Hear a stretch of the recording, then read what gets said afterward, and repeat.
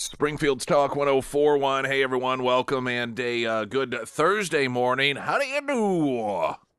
Welcome to the show. Streaming online, KSGF.com successfully. We are on the app and your smart devices anywhere and everywhere. All over. What's that? I said, look at us go. Yeah. Bare minimum. That's okay. Oh, That's all right. we got it, though. The thing about hitting those, like, whatever those bare minimum expectations are, you're almost always hitting them. Then anything above and beyond, it's like, now look at them go. Look how great they are. They're streaming. They're on YouTube, Springfield's Talk 1041, podcast on Spotify, iTunes. It's an incredible thing. And, of course, over the air. Well, FM. Don't jinx 1041. Yeah, I know, right? So we got Christy Fulnecki. She'll be joining us in the 8 o'clock hour. And we'll have Author of the Week, sponsored by ABC Books on North Glenstone. It's a repeat from a couple of years ago, but it is so relevant. And it's a book about the woke hijacking Jesus. And I think Tellurico down in Texas is really the embodiment of this movement that has been underway, and it's people on the left that are trying to redefine Christianity. We see there used to be these institutions in our country that you thought were safely not crazy. Oftentimes because they were merit-based, sports being one of them. And because people who are conservative generally don't have an interest in shoving their political beliefs down people's throats, sports, even though it was dominated with the conservative mentality of being merit-based, it wasn't considered conservatively like politically conservative or political anything. This is where you went and you had a good time and you enjoyed the game and everyone stood for our national anthem regardless of political background. And, of course, then the left began infiltrating it and, taking the knee and anti-police and anti-Americans at Super Bowl halftime show and then trying to redefine, no, this is actually pro-America. We saw this with many people and Bad Bunny, who was clearly this is a guy who was so anti-American prior to getting booked for the Super Bowl halftime show, said he would not tour in America again because we were such trash and such a horrible country. But then when he does the Super Bowl halftime show, we're told by the left, oh, no, this is the embodiment of America. Oh, this is wonderful. And we're seeing it with country music. Country music that was a genre of music that in the charts was number 2 behind top 40 the year 2000, 2001, like the late 90s. But then after 9/11, country music as a genre shot back up to the top because it was just universally Americana. It was just very pro-America. The whole entire culture, country, even if you didn't listen to country music, you understood that the culture of country music was very pro-America. And the left has begun infiltrating that. And the way that they do it, again, is to just tell you what you think being an American is. You're wrong. It's this other thing, which is always the opposite of what it actually is. Tellurico, the Democrat that beat Jasmine Crockett as the Democrats with a huge help from Stephen Colbert, essentially rigged that primary so Jasmine Crockett would lose, Tellurico would win. They believed that he had the greatest chance of winning and taking that seat from a Republican in the U.S. Senate race. And Tellurico is a guy running around claiming he's a Christian and saying things like, saying that, if you're a Christian, then you must believe in abortion. And if you're a Christian, then you have to believe in sex change operations for kids. And there's this effort to take Christianity and not so much suppress it to where it goes away, but hijack it, take it over, and infiltrate it with their cancerous ideology that is anti-Christian, and switch it over so that in the name of Christianity, they are able to push through their anti-Christian and anti-American plots, plans, agenda. And Tallarico is a perfect example of this. In fact, I saw there was another. I don't think I have it in front of me, but there was an article about, quote, Christians that are pushing back against Christian nationalism. And, oh, here it is. The Gateway Pundit. Woke Christian leaders issue letter against rise of white Christian nationalism. And it's a coalition of left-leaning evangelical Christians issuing a new open letter against the Trump administration, what they claim is a rising tide of white Christian nationalism. So the left is actively attempting to make its way into church, and they've been successful in some churches. You can sometimes drive by them and identify the churches when it becomes clear the church is more about transgenderism than the teachings of Christ, just because of postings on their outdoor signs or the flags they have out front. This would be an example of essentially using the Lord's name in vain and taking the teachings of God for their own vanity purposes and pushing their agendas.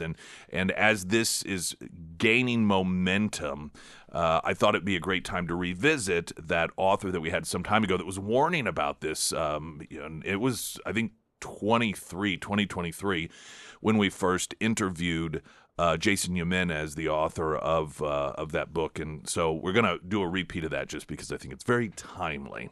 And it's something that I'm telling you, they're just ramping this stuff up. Pyramid Roofing Company, text line 447-KSGF. Latest news update.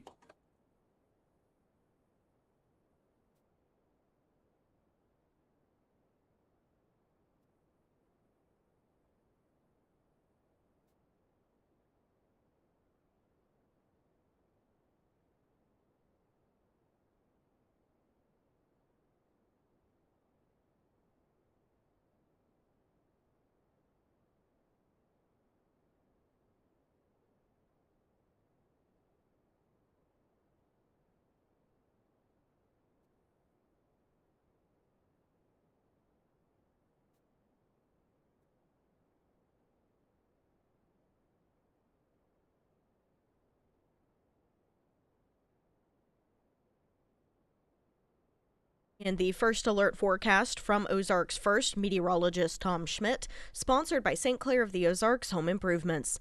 Today we'll see sunny skies. It'll be a breezy one as well with a high near 57. Tonight mostly clear with a low around 43. For your Friday, sunny with a high near 66. And for Saturday, sunny with a high near 74.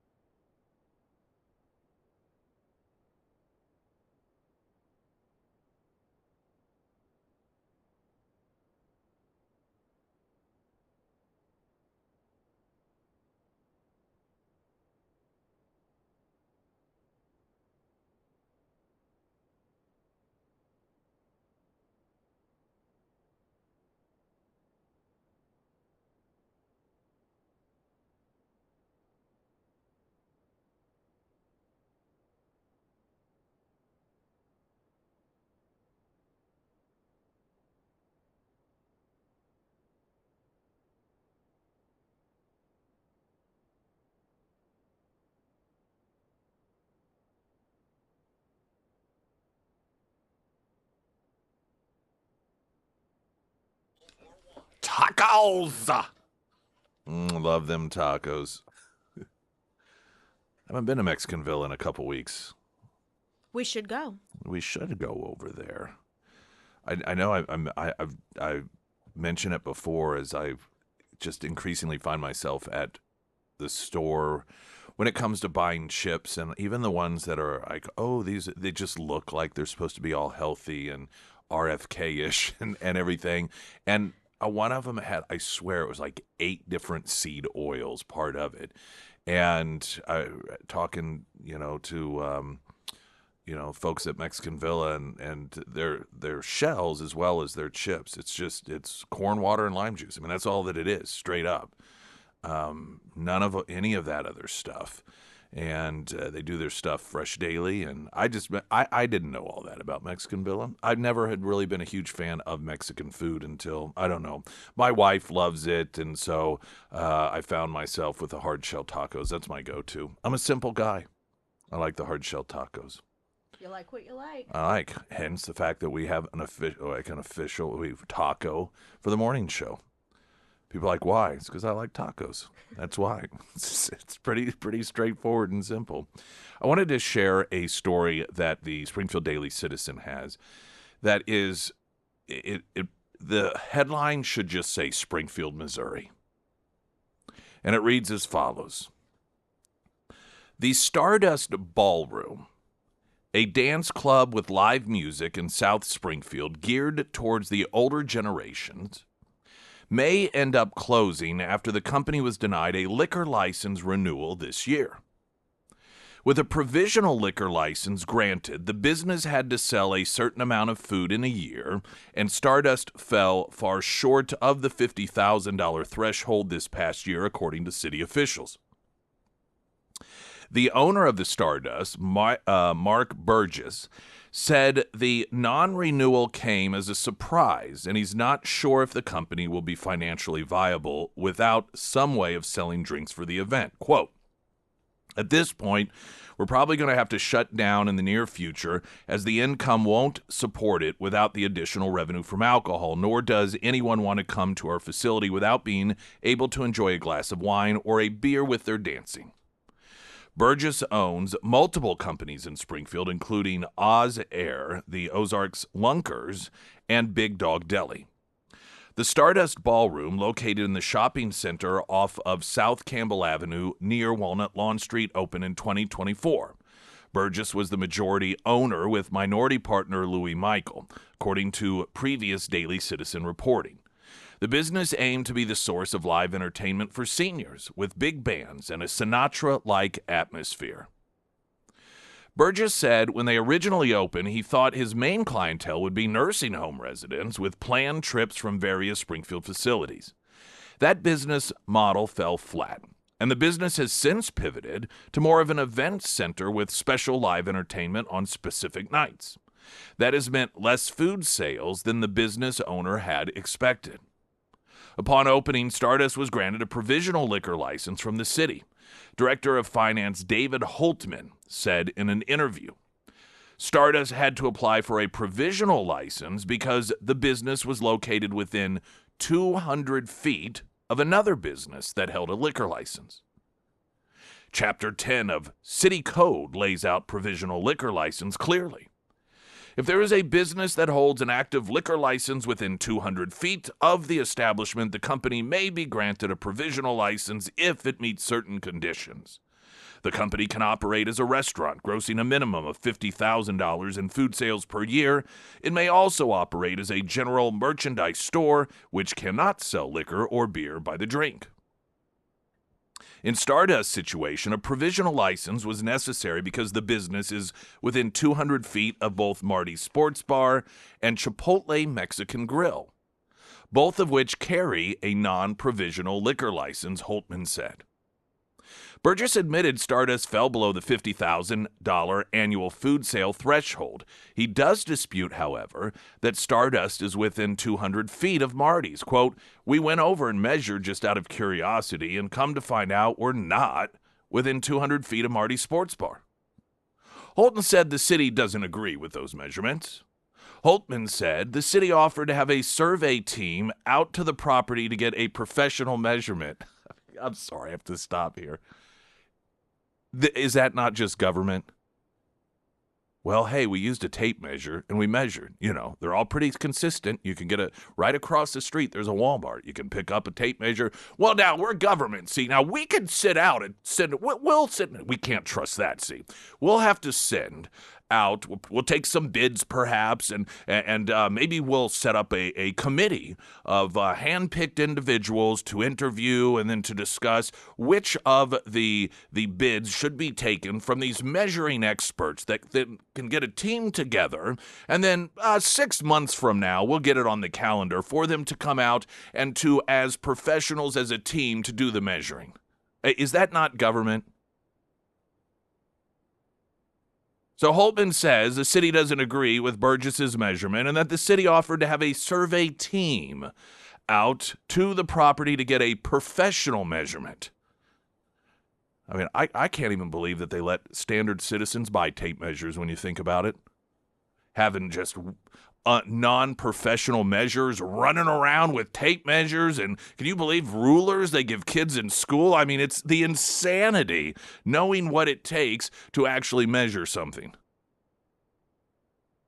City records indicate there is less than 200 feet between Marty's and Stardust.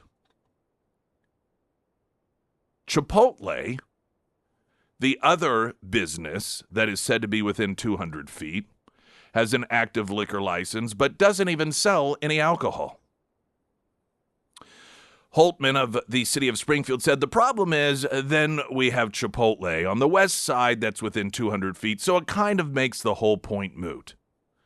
Burgess said the ballroom certainly is within 200 feet of Chipotle, just west of Stardust's lease location. Marty's and Chipotle hold the non-provisional liquor license. Chipotle has an active 2026 license, while Marty's has applied for renewal, but it has not been verified by the city yet this year, Holtman said. Here's the real kicker. Despite having an active liquor license, the Chipotle location on South Campbell does not serve beer or liquor of any kind. While beer is on the menu, an employee at the restaurant confirmed that the restaurant doesn't have any on the premises to sell. Every Chipotle store is corporate-owned. Chipotle did not immediately respond to an email inquiry for this report. Even without sales of liquor, Chipotle, though, still holds a liquor license, Holtman said. So, of course, that's all that matters. This is also Kafka-esque. Chipotle, Holtman said, has an active liquor license for that establishment, and as such, since they carry that, the 200-foot requirement goes into place, even if they don't sell any alcohol whatsoever. Burgess says the circumstances are asinine. Quote, it just seems to be very asinine when you're arguing the one that we're within 200 feet of now doesn't literally sell alcohol. And they maintain it, that being the license, but they have no intention of selling it. So what options is Stardust left with? Holtman with Springfield said there's really only one viable option for Stardust to permit alcohol sales on the premise. Given the current laws and the businesses that hold liquor license in Stardust proximity, Stardust could hire a third-party vendor to cater the alcohol for each event. So make sense of that.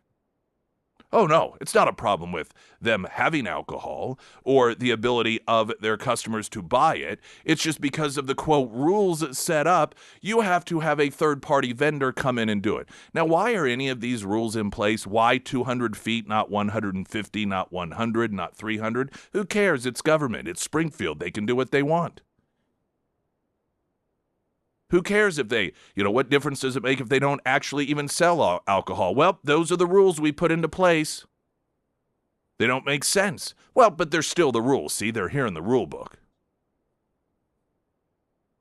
So you're saying that we can't have any alcohol for our customers. Oh, no, you can. You just can't sell it. You have to hire somebody else to come in and sell it. What sense does that make? Well, that doesn't matter. See, we're government.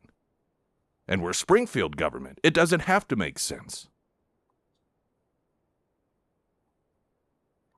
Burgess quickly dismissed the option as being too expensive. Hiring those companies would offset the increased revenue from alcohol sales. Burgess now wants to, quote, give an alcoholic beverage with ticket purchases to their concerts. Since the only time the ballroom sells alcohol is during a concert, Burgess asked the city if a drink could be included in a ticket sale. Burgess said he was told that that would be illegal. The business owner is adamant that other companies in Springfield do give away drinks with a service purchase. While Burgess did not want to call out any specific company, he said some barbershops, salons, and massage parlors have alcohol beverages available for clients. And that's absolutely 100% true. Burgess noted, quote, just like I go in to get my massage, I give them $100 to get my massage, and they give me a free beer. So I'm going to start charging, $20 cover charge, and for that, you get to have a free beer or free glass of wine. Holtman said that giving alcohol with the service is against city code, and any company operating under those conditions is doing so illegally. The director cited City Code 1031, which states no person, and then, of course, as bureaucrats do, they regurgitate words from some sort of book with code in it. Holtman said Stardust sounds like a very nice establishment with a venue offering. It's just operating contrary to city code. The back door to this is that they can request to have the ordinance changed, but that would have to be done by city council, and we know how he's lucky that he's not at this point getting the Hotel of Terror treatment, and they're just trying to destroy the guy. You see, this, I'm telling you, the Hotel of Terror is at this point a narrative. It is a marketing device. It is a point being made by the city to all small business owners in Springfield, like the owner of this facility. Don't question them. Don't mess with them. We will make your life miserable. There's more to this story here I want to share. I've got to get a break. Traffic update as well coming in moments. Pyramid Roofing Company text line 447-KSGF. I'm Nick Reed.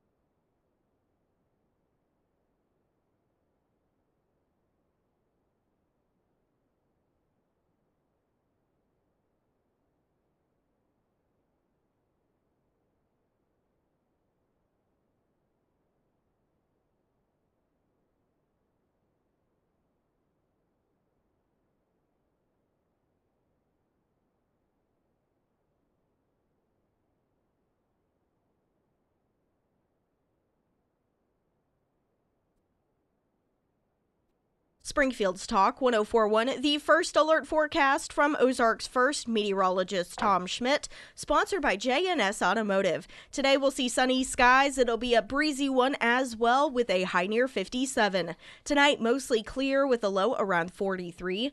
For your Friday, sunny skies with a high near 66. And taking a look at Saturday, sunny with a high near 74. Reading to you a piece from the Springfield Daily Citizen, and the title is Liquor License Denial Threatens Stardust Ballroom's Future, and it should just be titled Springfield, Missouri. If there's one theme that I have consistently been able to highlight for you in the years I've been doing this show, it is the horrific struggle small business owners go through in Springfield, Missouri. I mean, it's constant, and every time I bring this subject up, I am inundated with people that either used to or currently have or manage small businesses in Springfield, and 98% of them, they don't want to go public because they're afraid of the repercussions. They're afraid of becoming like a hotel of terror, in which even if even if they're in the right, they know what the city will destroy them. They will drain them financially. They will take them through years and years and years of absolute hell. And most small business owners can't afford that and don't want to go through it. And this is the environment that the city of Springfield has created. And it's become very clear to me because of years of talking about this. They know it and they're fine with it. They're pleased with their efforts and the results of these efforts because there's no attempt to try and change it. There really isn't even pushback saying, no, this is completely untrue. Here's all of the relative information that demonstrates why it is that this is an incorrect characterization. Because, see, they benefit from people knowing that they operate this way. This way, they don't get hassled. They call the shots. And in the rare instance that you have someone like, again, the owner of Hotel of Terror pop up, they are going to make an example to everyone else. So this story, and I'm going to pick up, but if you are just joining in, of course, we'll have the podcast up.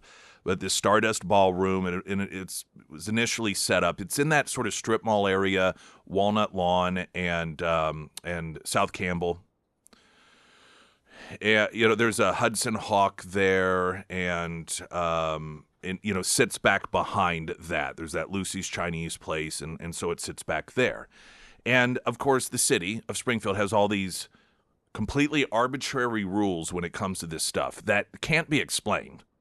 It's just because that's the way it is. So if you have a business, and the business itself, the Stardust Ballroom, initially started out, it's kind of a place with a lot of these nursing homes that are able to get their residents out and about in the community. They wanted to set up a place for that, for another venue for nursing home residents to come, and that really wasn't working. So instead, sort of converted it to this venue that does sort of big band stuff, I think, and has live music. And so alcohol sales, they got a provisional alcohol sale to come along with it. But that has all sorts of arbitrary strings attached to it because they found that people, when they come to listen to live music, they like to have a glass of wine or a beer. And the city has popped up and said, well, you have to make $50,000 worth of food sales in order for us to give you another license to sell alcohol. Why $50,000? Doesn't matter. That's just the number they picked. You also cannot be within 200 feet of another establishment that serves alcohol and get the license in order to serve alcohol. Why is that? It doesn't matter. It's just the city says so. Why 200 feet? Why not 100 or 300? Doesn't matter. The city says so. The owner of the Stardust Ballroom says they got out, they measured. They measured Chipotle because they said, like, you got Chipotle and you got Marty's. These are the two other locations within 200 feet of you that sell alcohol, which is why you can't do it. So they get out a tape measure. And they measure, and they're like, well, Marty's isn't even within 200 feet. The city says, we disagree, but we'll get a team, their terms, a team of professionals to come measure for you. Because, the average person isn't equipped to use a tape measure. When it comes to Chipotle, the owner of Stardust Ballroom notes that and acknowledges, they're within 200 feet, but they don't even sell alcohol. The Springfield Daily Citizen interviewed someone at Chipotle, and they're like, we don't sell alcohol. Someone noted it's on like an online menu. I think they're corporately owned, and they're like, but this location, we don't even have any on site. City of Springfield's response is, they have a license anyway, so it doesn't matter.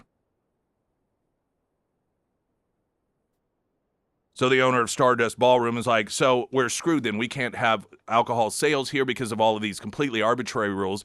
Oh, no, you can. There's essentially, I guess, a loophole. You can have somebody else come in as a vendor and do it, which, of course, is an added cost because you got to pay the vendor. Now, of course, you're thinking, because you're a rational human being, well, if a vendor can do it, why can't they just do it? Well, because it's government and it's Springfield. Don't ask questions. Should we introduce you to the owner of Hotel of Terror? Ask him how that goes?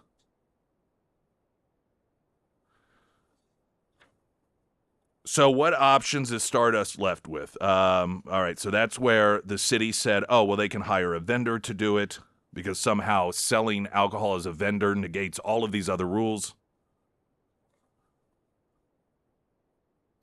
So one of the other things, and you got the owner of Stardust trying to be creative, and he notes that there are a lot of businesses around Springfield that don't have licenses to sell alcohol, but alcohol will come along with their service. You may have been in some of these, maybe a barber shop or a spa where you can get like a mimosa, and you go in, it's complimentary, but it's covered in the cost of your service.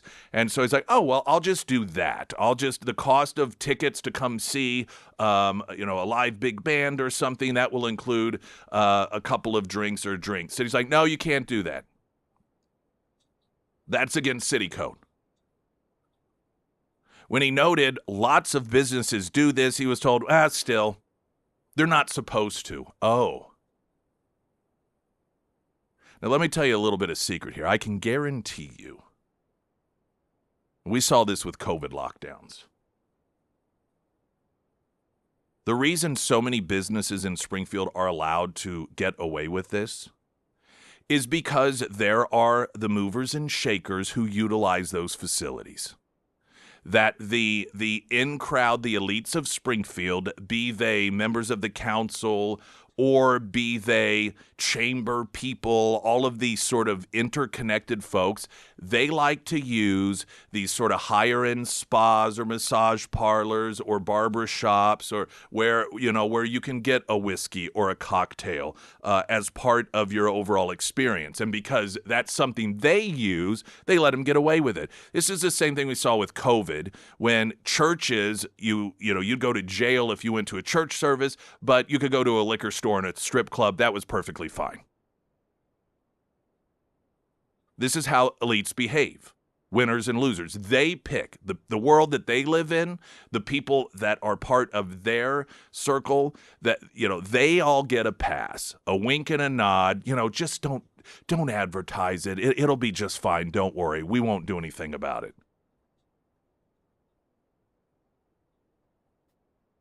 Stardust will continue event center approach, but Burgess fears closure. Stardust has already removed all of its alcoholic beverages and replaced them with non-alcoholic counterparts, but the owner said fewer customers are returning when they can't have a beer with the show. Quote, we get people hacked off at us going, we want to come and dance and hear the band, and we like to have a drink, Burgess said, and we're saying, well, we just can't.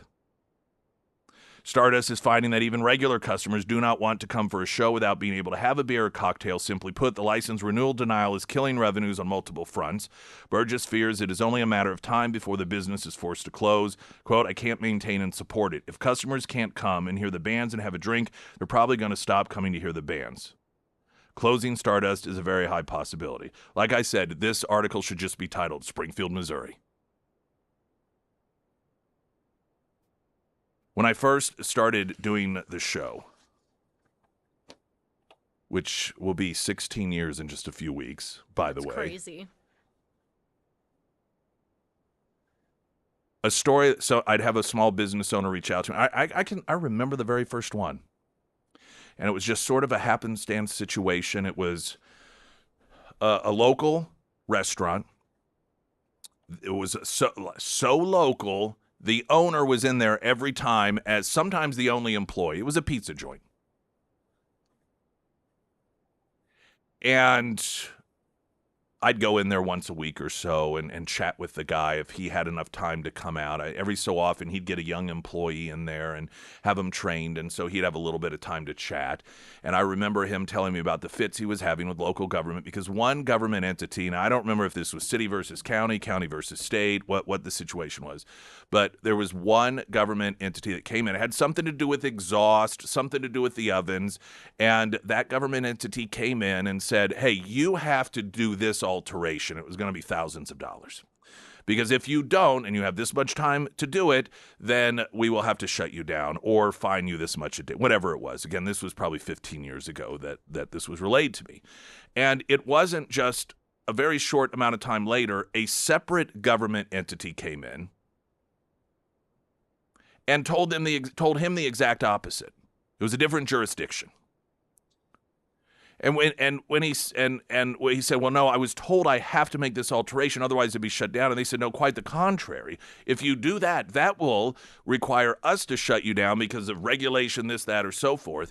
And he's like, well, what am I supposed to do? And I'm like, that's not our problem. That's what each side told him. And he didn't know what to do. He was screwed either which way by the government that, of course, is there to represent him. Needless to say, he hasn't existed for about 14 years as a business. Another story, and this is why I'm just a couple randomly I'm sharing, a business that was purchased. It was an establishment that sold food and alcohol, had an outdoor patio.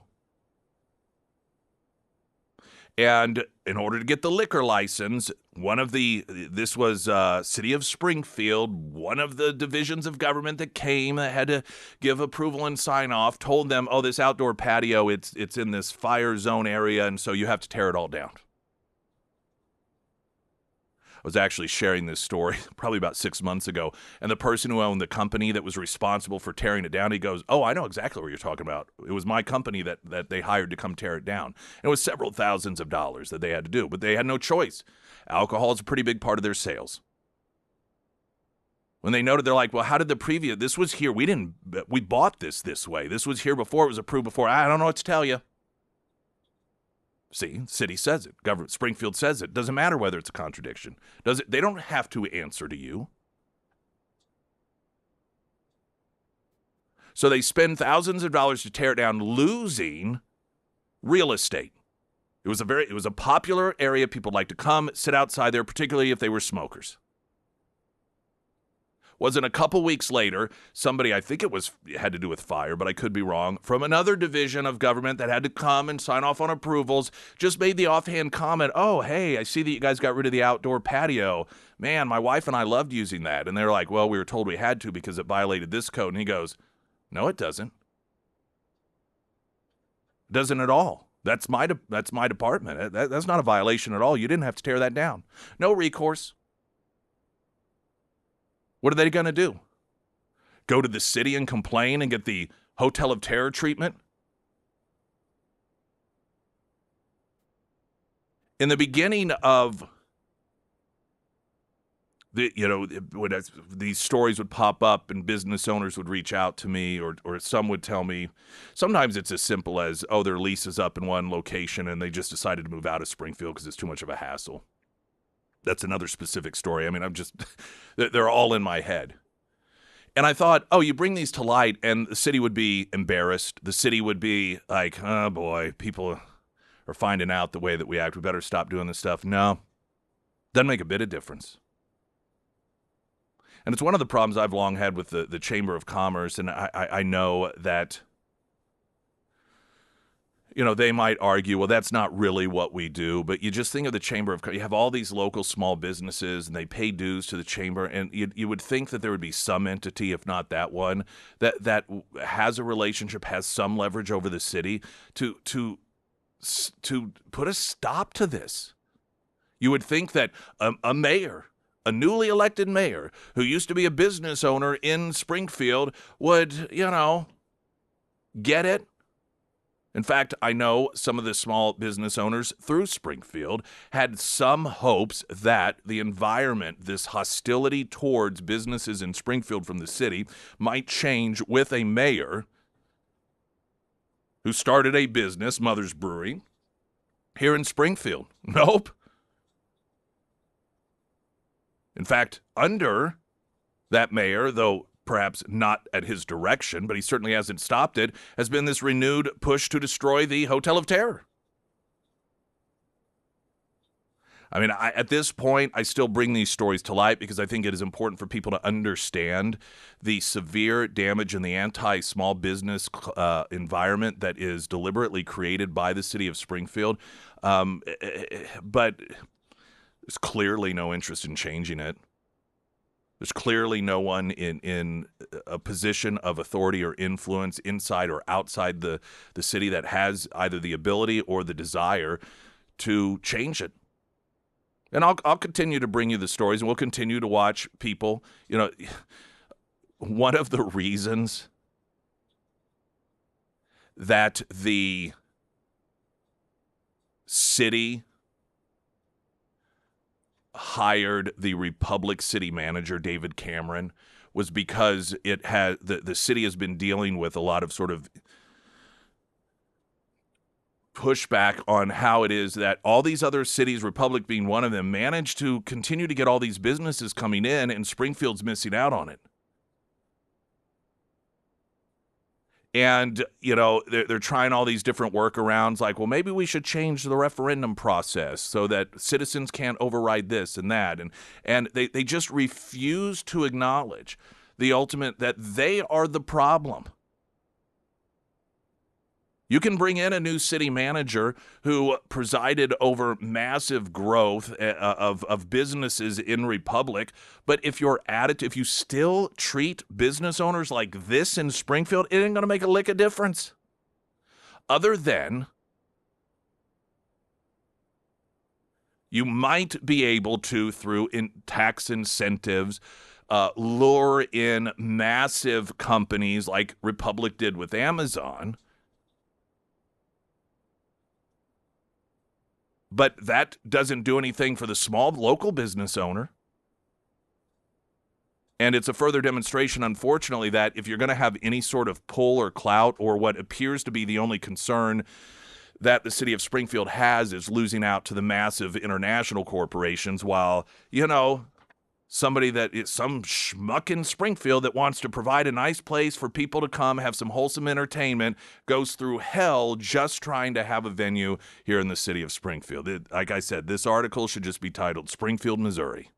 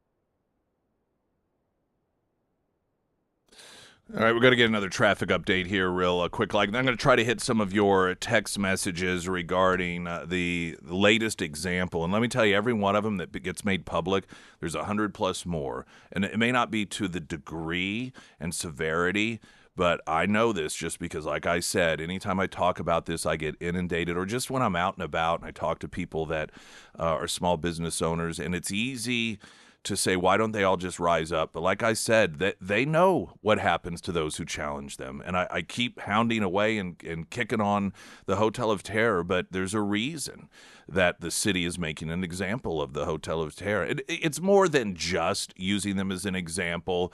There are other things in there that they selfishly want, but it is at the same time being used as a tool to keep people's mouths shut and to not hassle them and to just lay down and take it.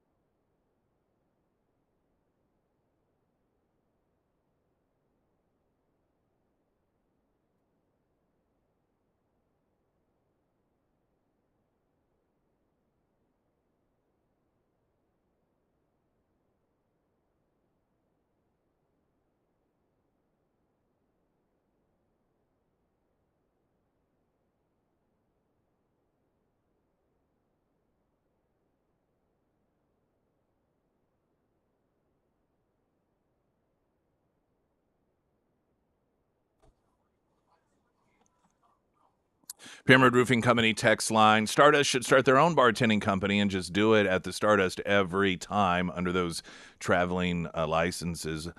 Well, and again, more burdens, more hassles, and I understand the point there that's being made. And the city did say, well, they can go to the council and lobby them to change the rules and everything. But this is what Springfield doesn't understand. Some cities would have members of council, particularly those that represent that area, proactively standing up saying, whoa, wait a minute, what is going on? No. That's not how this city operates. Their mindset is, well, if he has a problem with it, he can come to us. And he can ask us, and he can argue his case, and then we'll decide it. They don't see themselves as representatives of the citizens in the capacity that they should be the first ones to stand up and say, now, wait a minute here. I was elected by these people. This is not how we should be operating. They don't see themselves as members of the council on behalf of the citizens. They see themselves as members of the council on behalf of the government. And that explains their behavior when it comes to their defense of government consistently and their hostile behavior towards citizens and private industry consistently.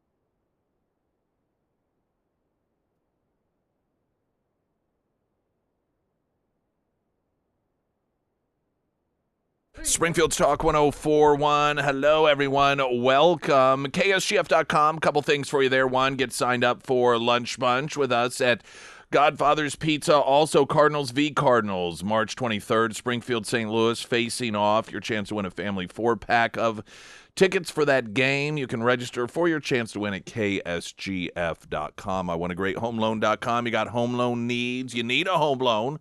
Maybe refinancing. The interest rate's coming down. Even if your current rate that you are locked in is a bit lower, there still are possible scenarios in which you could save money by refinancing. It depends on your situation. That's where the team can help you, and you start by going to iwantagreathomeloan.com. Now, you may think to yourself, that seems so impersonal, so cookie cutter, not real customized. When you go to the site, you'll see Anthony and Alex, both of their cell phone numbers next to their names at the top of the site. So you can just reach out, and 7 days a week. It's not 9 to 5, you call and you get a voice recording telling you to hit 1 for English, 2 for Spanish, and then gives you 80 different prompts. It's their phone, and if they're not available, they're doing something with the family or church or whatever it may be because it's on a weekend or they're on a call with someone else, they'll get back with you. That's the sort of personal connection that you get when it comes to home loans, refinancing, and even reverse mortgages at iwantagreathomeloan.com, because you do.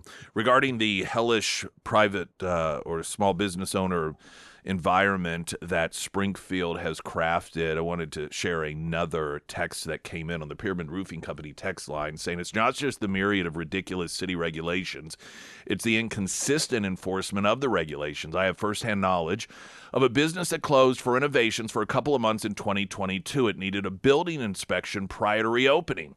The building inspector was contacted by the owner so the owner could verify there to open the business so the inspector could inspect.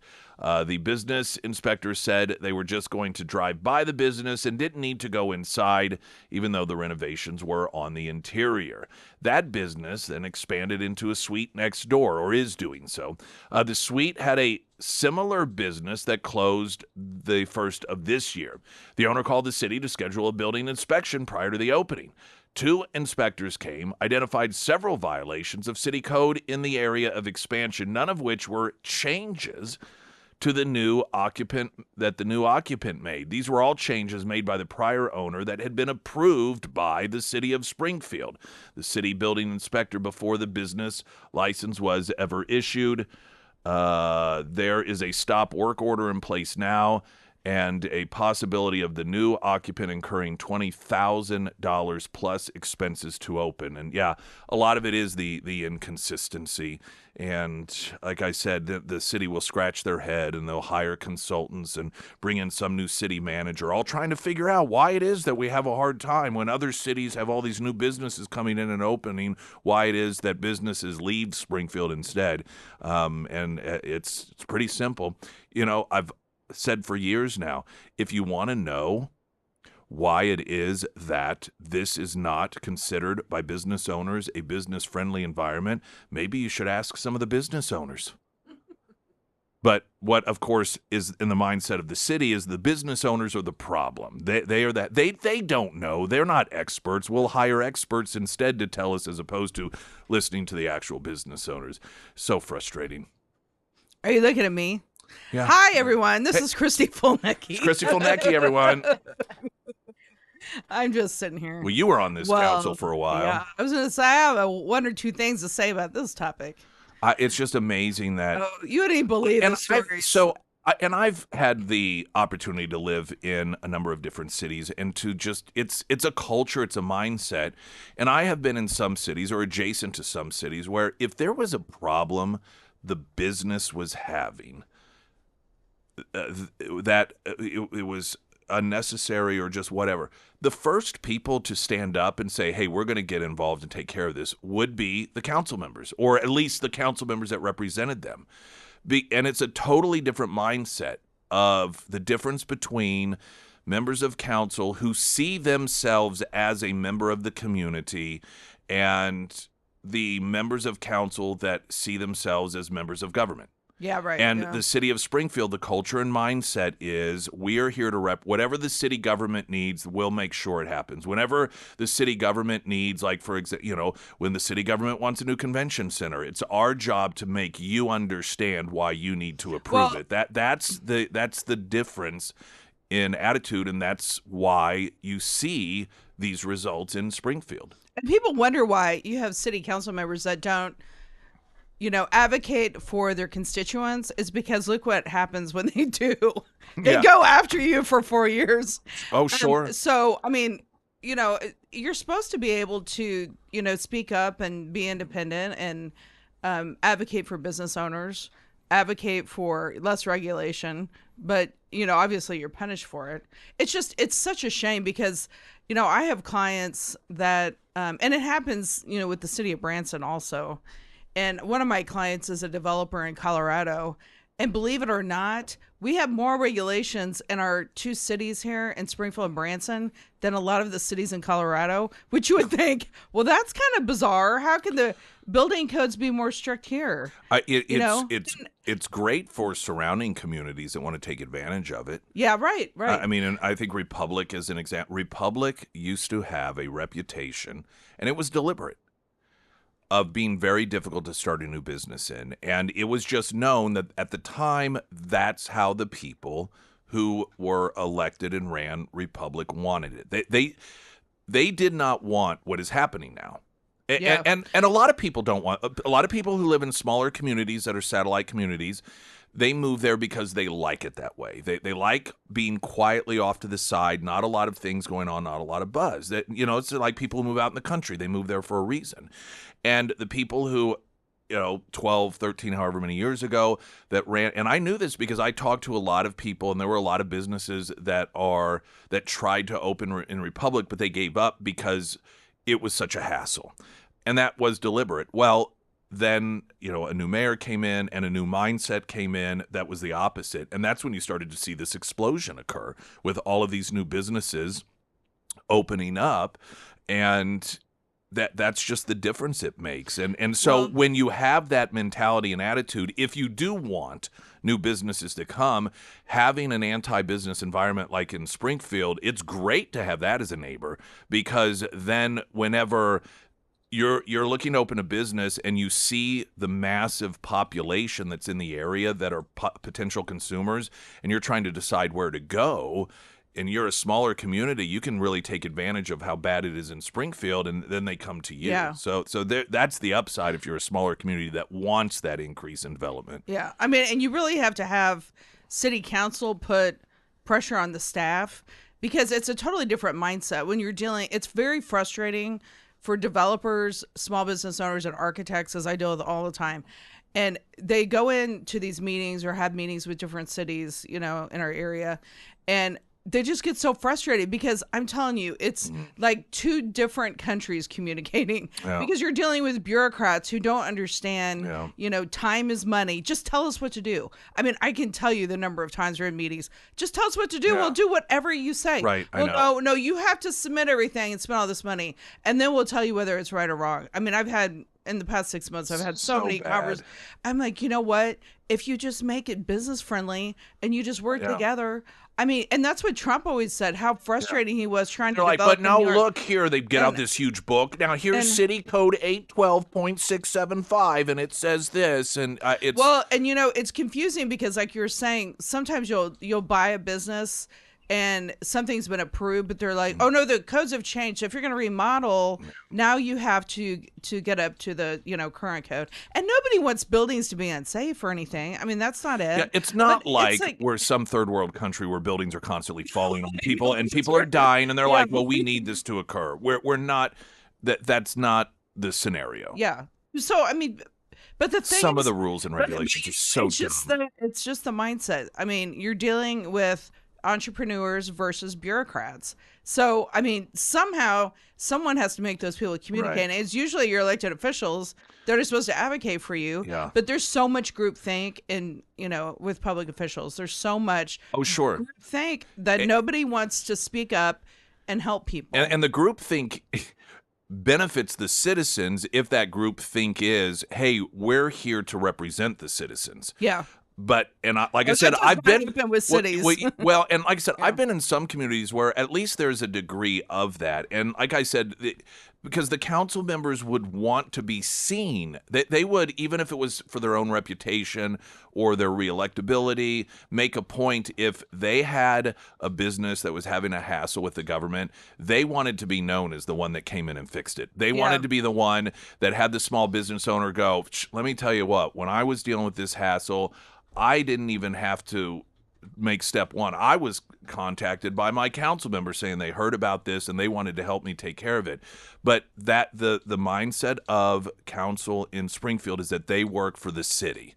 Yeah. That they are there to represent the city's needs. And so when the city needs a tax increase or the city needs some new project, it's their job to make it happen. That's how they think. And so that's why you end up like this. Yeah, and that's why I've always said, entrepreneurs and business owners have to run for office because that makes all the difference. I mean, you have lawyers and, other professions that, that don't frankly know a lot about business that are making the laws, and that you really need people in business. And that's why I was so excited when Trump ran. I was Right. like, finally somebody that's, build in the industry. And I played some audio of whatever that economic deal was out at Davos a couple months ago, and I forget who it was, but it was some industry titan, and just talking about in real straight up plain language that people cannot even begin to comprehend the vast difference Trump coming in when it comes to these ridiculous anti-business regulations that don't even make sense oftentimes, and just cleaning that stuff up. He said you can't even comprehend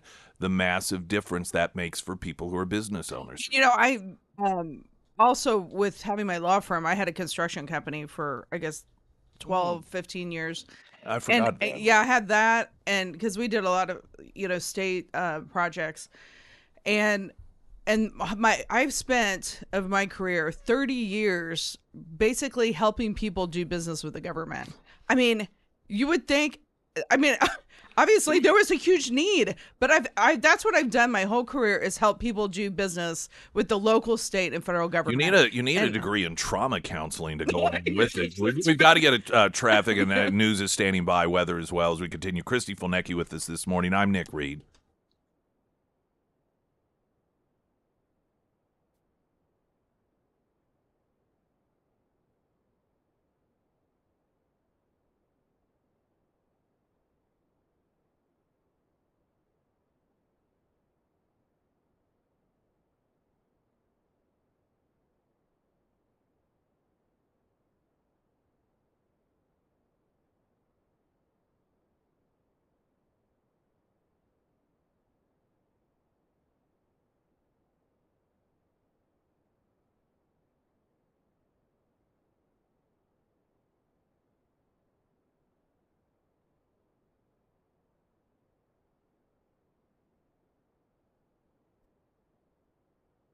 And the first alert forecast from Ozarks First meteorologist Tom Schmidt, sponsored by St. Clair of the Ozarks Home Improvements. Today it'll be sunny and breezy with a high near 57. Tonight, mostly clear with a low around 43. For your Friday, sunny with a high near 66. And for Saturday, sunny skies with a high near 74.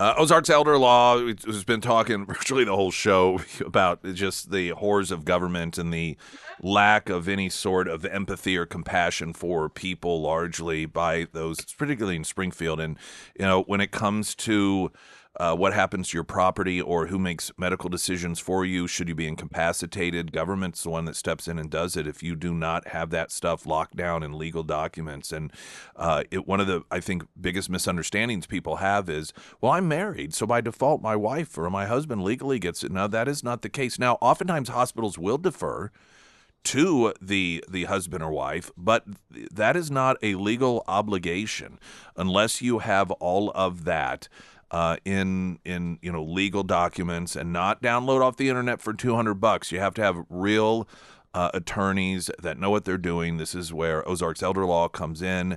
10 area locations, a consultation, whether it's trust and wills or nursing home, future, moving into a nursing home and what to do with your property, the best way to make sure your kids get it without being punished by the government and so forth. They can handle all that consultation, courtesy. Get it set up at ozarkselderlaw.com. Christy Fulnecki is with us this morning. Yes. How are you? I'm doing awesome. That's wonderful news. This is a great topic that we're talking about. Oh, hey, happy hour was great Friday. Yeah, it was fun. I was there. I know. That's why I mentioned it. You were there. Yeah. Great weather. I don't know what it is about this groundhog. It is so cold outside right now.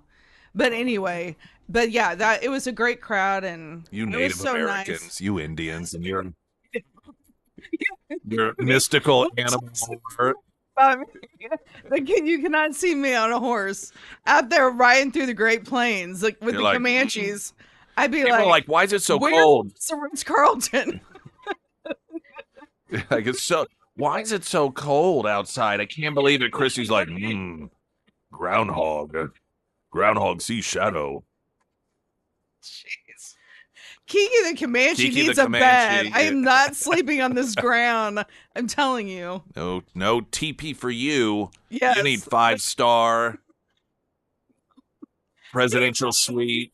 That's funny. Some of my friends are like, you don't even watch the weather. Do you even know what's going on? Are you Indian? Yeah, they're like, that's why I don't have to watch the weather. Oh, I'm going to listen to some white guy in a suit tell me. Yeah, right. I'm one with the earth. Yeah, and how stupid are they standing out there in the middle of the storm? Yeah, idiots. They don't even know any better. Look at them standing knee-deep in floodwaters out there in the middle of a hurricane. You don't see Comanches out there doing that. And we're ruthless. Yeah, we may be ruthless, but we're not stupid. Send you white guys out there to do that. Yeah, that's right, fools. I probably mentioned this before, but there's a show, Parks and Rec. Did you ever watch that? Yeah, a little bit. Yeah, I was not like a huge fan. Yeah, same here. It's one of those shows that when I do watch it, which isn't often, if there's nothing else on, I'm like, I don't know why I don't like this show more, because it is pretty funny. But there was something that the Parks Department was doing, and for whatever reason, the local Indian representative, he didn't like it, and so he pretended to put a curse on the land in order to scare the white people, and so he told because it's for people who haven't seen it, it's sort of documentary style like The Office. Yeah. And if he's like, the one thing I know about white people is they fear curses and they love John Mayer or something like that. I thought that's kind of true.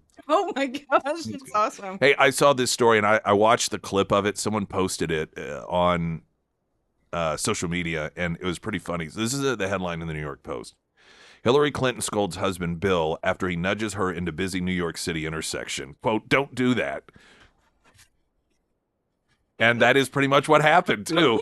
There's like a group of them walking, and I guess they were they were walking in New York City after attending an event visiting Chelsea. And so the two of them are together, which you don't actually see that often. No, I was going to say, you never see that. Yeah, and maybe 4 or 5 other people both with them. Both so angry, too, when they're together. Well, of all the people... No, she looks angry. He looks miserable. I know. And of all the people she killed, that she didn't kill him. I mean, really, that's... I mean, that would have been the first person to go, I would think. Every time they really get into it, she just looks at him. Her final words before she walks out of the room is, Vince Foster. Sorry. And I mean, I can't believe Monica lived. Monica it was crazy because that was the first summer I was an intern when she was out there. So it's like a big group of, Oh, I was okay. an intern in Congress Yeah. and she was an intern at the White House. And I kept thinking all those years, through college and later in my 20s, I'm like, I can't believe that girl's not dead. So sorry, I just went on a rant about Hillary, but She every so often she kind of pops back up, and she seems to really have it together. I saw there was some art. I mean, she's very well spoken. And she's a real pretty gal too. Oh yeah, and can you imagine being that person? I mean, everyone like back in the do you remember the media that just went after her? Oh, sure. Remember that? I mean, the only person that got it worse than her was Linda Tripp. Well, that's true. She did. I mean, they just really destroyed her. I mean, John Goodman portrayed her on SNL. Oh, really? Yes, I remember him. I don't remember I'm that. almost positive that John Goodman played her while hosting SNL once. Linda Tripp, not Monica Lewinsky. Yeah, okay. Well, I mean, I'm not saying what she did obviously was wrong and stupid, but I mean, she was at college. Well, yeah, she was some college girl, and this is the president of the United States. She's vile things she said, but the whole time I thought, I just can't believe Hillary didn't kill her. Yeah. Maybe I should be talking about that on the radio. I don't know how she chooses who she kills. Nancy Mace and all those other people. I'm not suicidal. Yeah, I know. I'm gonna go through every day. I'm going to go through my montage. Yeah, it becomes your mantra. So anyhow, this New York Post piece notes, and we'll get it posted. You can click. They have a place you can click to see the video. Video shows the former president smiling as he pushed his wife into an adjoining crosswalk in an apparent jaywalking. Hillary Clinton pulled back and raised her hands in front of her to avoid being thrust into the street, saying, "No, no, no, no, don't do that. Don't do that." Push her in front of a car. So in my mind, I was thinking, okay, well, the description of this and just the humor, it's obviously not that extreme. So in my mind, I imagined it actually being a little less than it was because they are standing there and it's a busy intersection and he does kind of like he's got this smile on his face like, this is my time. And he just like kind of gives her a shove and she goes forward a little bit and then pushes back. She's like, no, no, no, don't do that. And he's just like, eh. I don't even know if he really was planning on killing her, but just it was sort of like, I don't know, peeking into a strip club. Like he just got a little sense of what it would be like. He was like just smiling like, oh yeah, just feel it, feel this is what it would look like. Not. I mean, the memes about the book, looking through the Epstein book, the memes were hilarious with him laughing. And maybe we talked about this last time you were here, but in my mind, it was just the same as a movie or a television show where you have the FBI trying to track down a serial killer, and so they go to prison to visit some serial killer to try to get help. Like, hey, we need your help tracking this person. And they're like, let me see the crime photos. And, they lay them out and you can see the serial killers like all getting turned on and everything. Look, that's what Clinton looked like looking at those Epstein photos. Those two people are the most interesting people to study. I mean, can you imagine? I think they're starting to look into the Clinton Foundation. I mean, what? I'm telling you, every person's going to die that is up there. You're like one day, it's going to be like the movie Clue when one day all these people show up for this event and they're like, now, who are you? Like, and then they finally realize, wait a minute, all of us know the Clintons. Why are we here again? Well, Comer was talking about the, like something that Epstein. Arkansas trash. When you boil it down, they're just Arkansas trash. But they're so scary. Oh, yeah. Well, trash is sometimes. Yeah. I mean, because you have all that power and money. Mm-hmm. You can do whatever you want. And when Comer was talking about Epstein had something like 65 accounts. And then, and then supposedly they're looking at the Clinton Foundation. I thought, you better be careful with those two, Epstein and Bill Clinton and Hillary. One of the things that I know, I guess this has to have been on the video. Clinton was asked about, so one of his body or somebody that was closely associated between him and Epstein, died from suicide, but he was like shot in the head and the stomach or something. Or it was like and the gun was far away. It was clearly a murder. Well, we talked about the To try anymore. Well, I mean, just it's like you don't even wipe Yeah. the gun down. You just like throw it down. Like- It still has a prints on yeah, it. like the guy cut his own head off. That's weird. And then threw his body off a bridge after tying cinder blocks to it. That's a weird way to commit suicide, but you know, the Clintons always had kooky friends. Well, Sarah, remember we talked about that story just a couple of years ago? That guy who was connected to the Clintons, he was found tied to a tree in Arkansas, and he had been killed with a shotgun blast. The shotgun was in a truck or something, or they didn't find it, and they ruled it a suicide. Yeah. Oh, yeah. I mean, just insanely. Like you said, they don't even try. They're like, whatever, just say it's a suicide. It doesn't. They could literally find someone strangling him to death and be like, well, it's just another suicide. More with Christy Fulnecki coming up. Springfield's Talk 1041. I'm Nick Reed.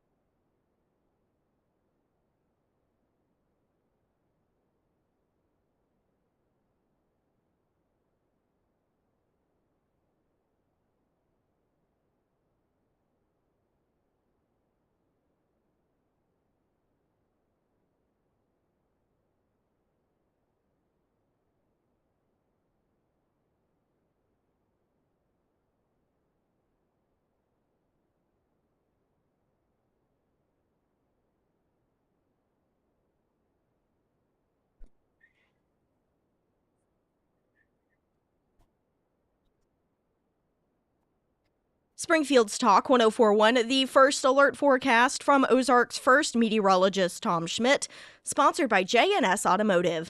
Today it'll be sunny and breezy with a high near 57. Tonight, mostly clear with a low around 43. For your Friday, sunny with a high near 66. And for Saturday, sunny with a high near 74. And Springfield Livestock Marketing Center got plans this Saturday? Cancel them! Springfield Livestock will have not one, but two awesome sales this Saturday, March 14th. There will be a bison sale starting at 10 a.m. and a Brahman sale starting around 2 p.m. And if you can't cancel those plans, but you still want to attend the sale, Springfield Livestock, they offer live streaming options and online bidding as well.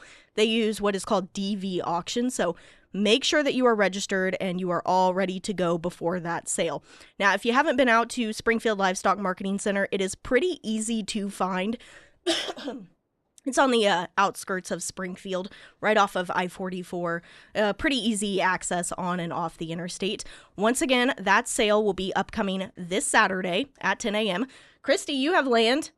Yes, I do have land. You need some bison. Get in touch with your Indian side. Yeah. Yeah, that's actually a good idea. Yeah. Yeah. Well, I told you they had a buffalo in the circus. That's right. Yeah, you did. Well, you could start your own circus. Yeah, I kind of already have one. What what you ought to do, what you ought to do. Do a photo shoot with the buffalo. See, that's what I was going to Chasing the buffalo. You need to go. It's this Saturday, 10 a.m. Oh, I should. You should do a petting zoo, but the traditional petting zoos are goats and things like that, but instead have giant animals like bison and elk and Can't get elephants anymore. like, ma'am, your insurance is going to be very high for this endeavor. Like, that's fine. That would be a great photo shoot. All right, so okay, two things. One, we were talking about the Clinton suicide, and you found the official report of one of the Clinton, or the circle of the disproportionate number of people. It's like Murder, She Wrote, and that character, Angela Lansbury's character. I always thought she'd be a bad person to be around because that like every week somebody that she knows is going to die. Right. And the Clintons, it's that way with people committing suicide. Count. Yeah, the Clinton body count, which goes back, I remember in the 90s. Yeah, it was. There was a poster. That was in college, like the early 90s. There was a poster that was filled with people, a lot of them connected to Mena, Arkansas, who had committed suicide. All right, so we were talking. Is this the Middleton, Mike Middleton? Yes, this is Mark Middleton. Mark Middleton. He was found in Perryville, Arkansas, May 7th, 2022. Okay, so the report, it's not funny, but okay, so the report, it says, it is, ... believed that Mr. Middleton pulled the trigger on the firearm, causing it to discharge and strike him in the chest. And then he fell from a bench, causing the extension cord to become tight, cutting off his breathing. Well, sure. It's like, you know what it is? It's Final Destination. You've seen those movies, right? He must have somehow escaped death at some point, and it came a look. It's like one way or another, buddy.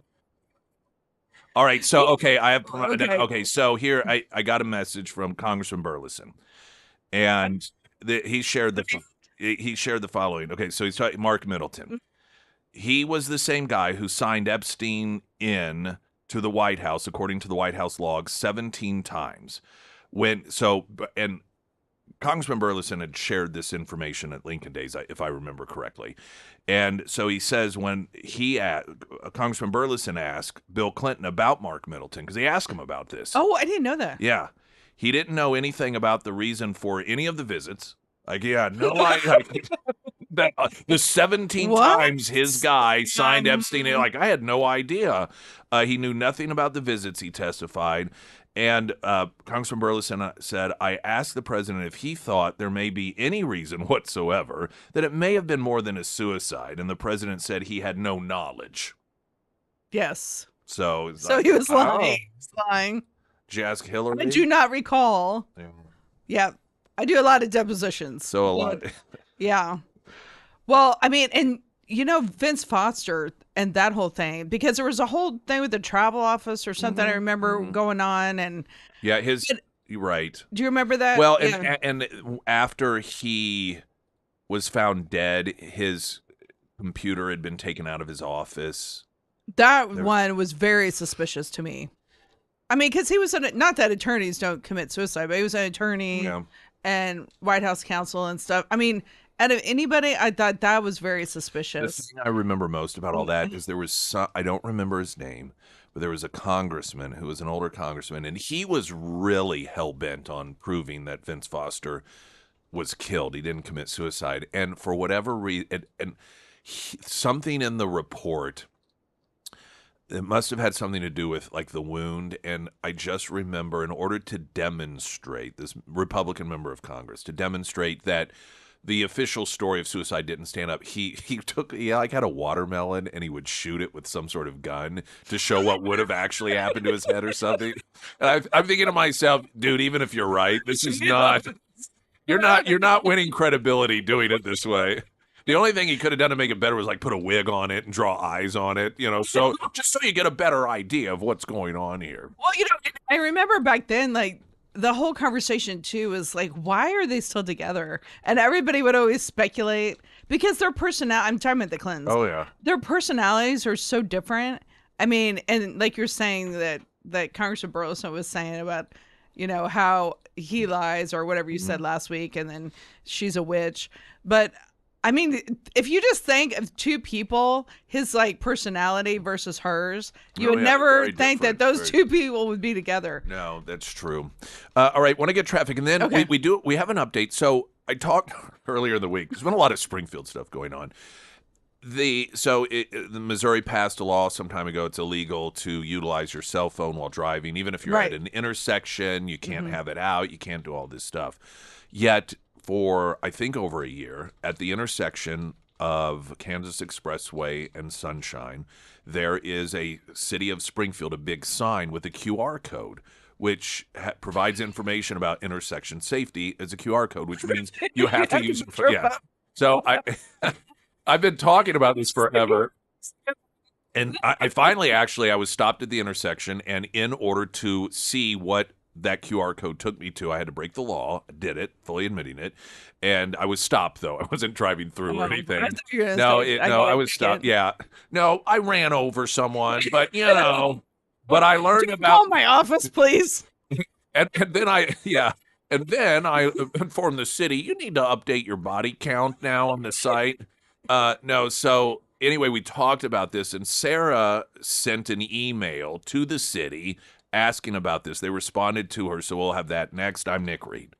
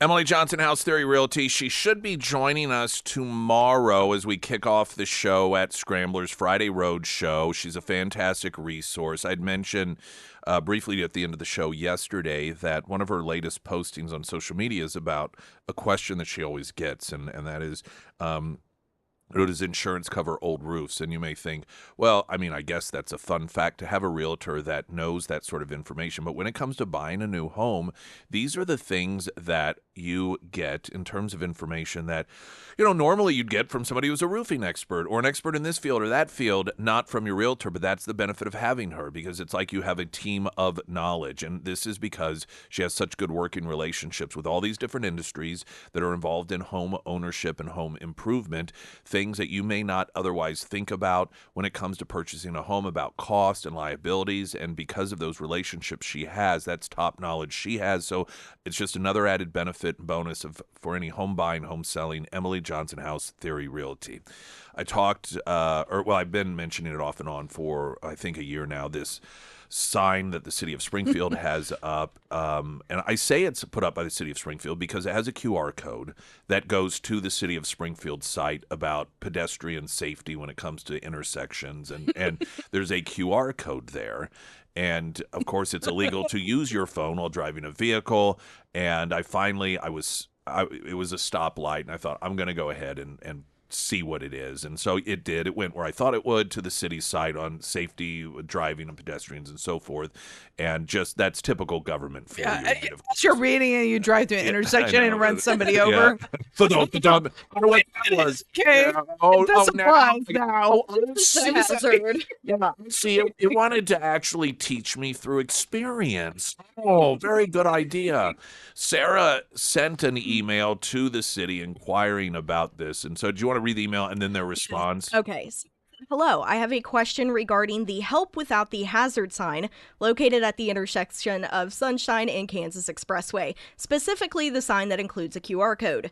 Since Missouri law prohibits the use of cell phones while driving, including while stopped at a red light, I'm curious how drivers are expected to safely or legally scan the QR code displayed on the sign. If a driver were to pick up their phone to scan or photograph the QR code and was then pulled over for using their phone while driving, how would that situation be addressed, given that the sign encouraging the scan was installed by the city? Additionally, the message on the sign refers to avoiding hazards at the intersection.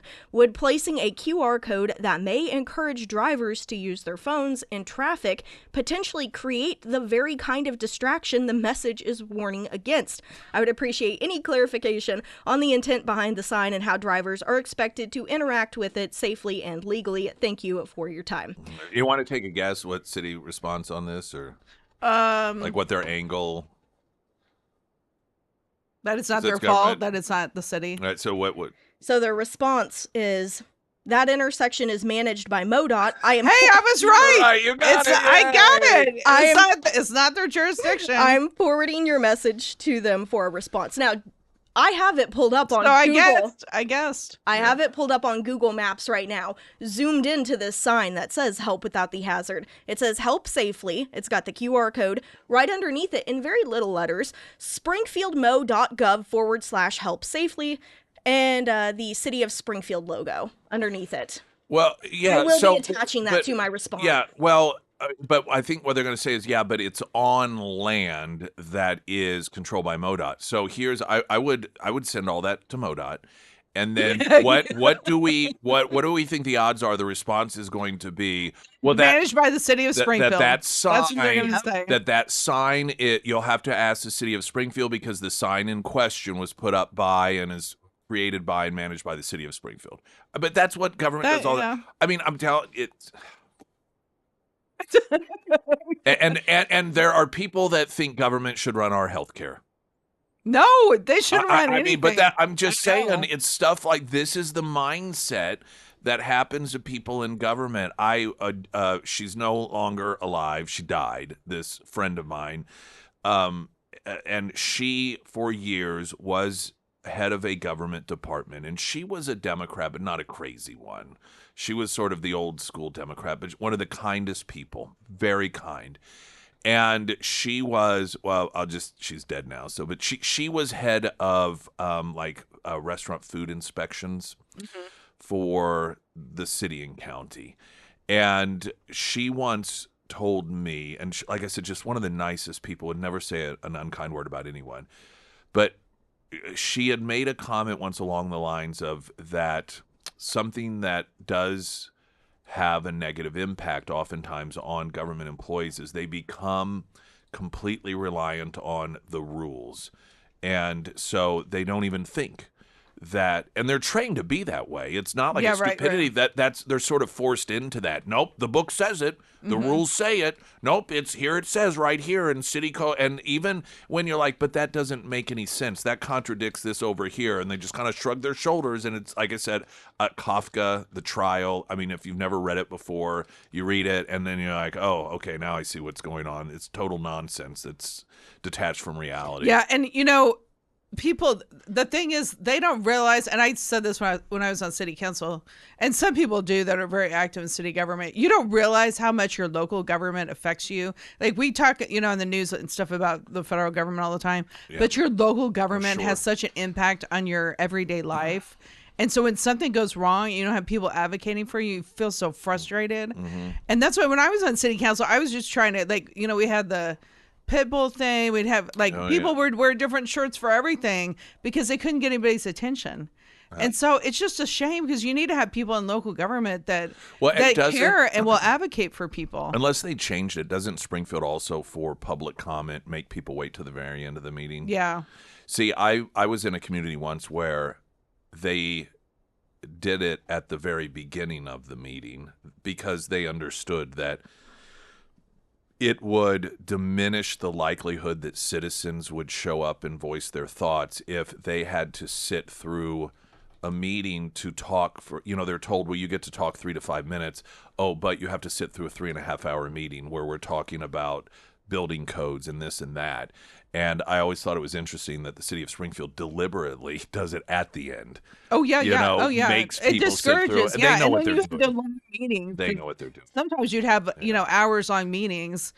I mean, I think a couple of times we were there till like midnight or something. So when you're there that late, people are not going to stay. And so you have to sit for 3 hours to talk for 2 minutes or 3 minutes or however long. It's ridiculous. They know what they're doing. It's just it's a complicated issue, especially the city of Springfield, because when you run for office and you run as somebody that's going to be outspoken and help the constituents, then you have all the crazies that go after you. And then, when you get on council, then you have to be a person that's willing to stand up and be hated. And not many people do that, Coming in on the Pyramid Roofing Company text line, I'm not sure, but I think MoDOT has rules in their outdoor advertising section that prohibits QR codes. And I do think MoDOT does have a lot of jurisdiction when it comes to signs. I remember Jeff Hansen once pitching a fit, who owned Hansen's Tree Service, because their Brookline location, the people next door to them have fencing, and it's way off the road. But they allowed Hansen to hang a sign from their fence, and MoDOT was like, you can't do that. That's a billboard. And he's like, it's not a billboard. This is somebody's private property. And I just remember him just pitching a fit because of the ridiculous nature of it in government, and they didn't care and so forth. And so, yeah, this could very well be like a situation where when you're talking about billboards, MoDOT does have jurisdiction, but again, you're talking about government, and government oftentimes exempts itself. So I don't know if you know what I mean? So there may be different rules. Christy Fulnecki, as always, great. Thank you so much. That was very Appreciate fun. it. Thank you.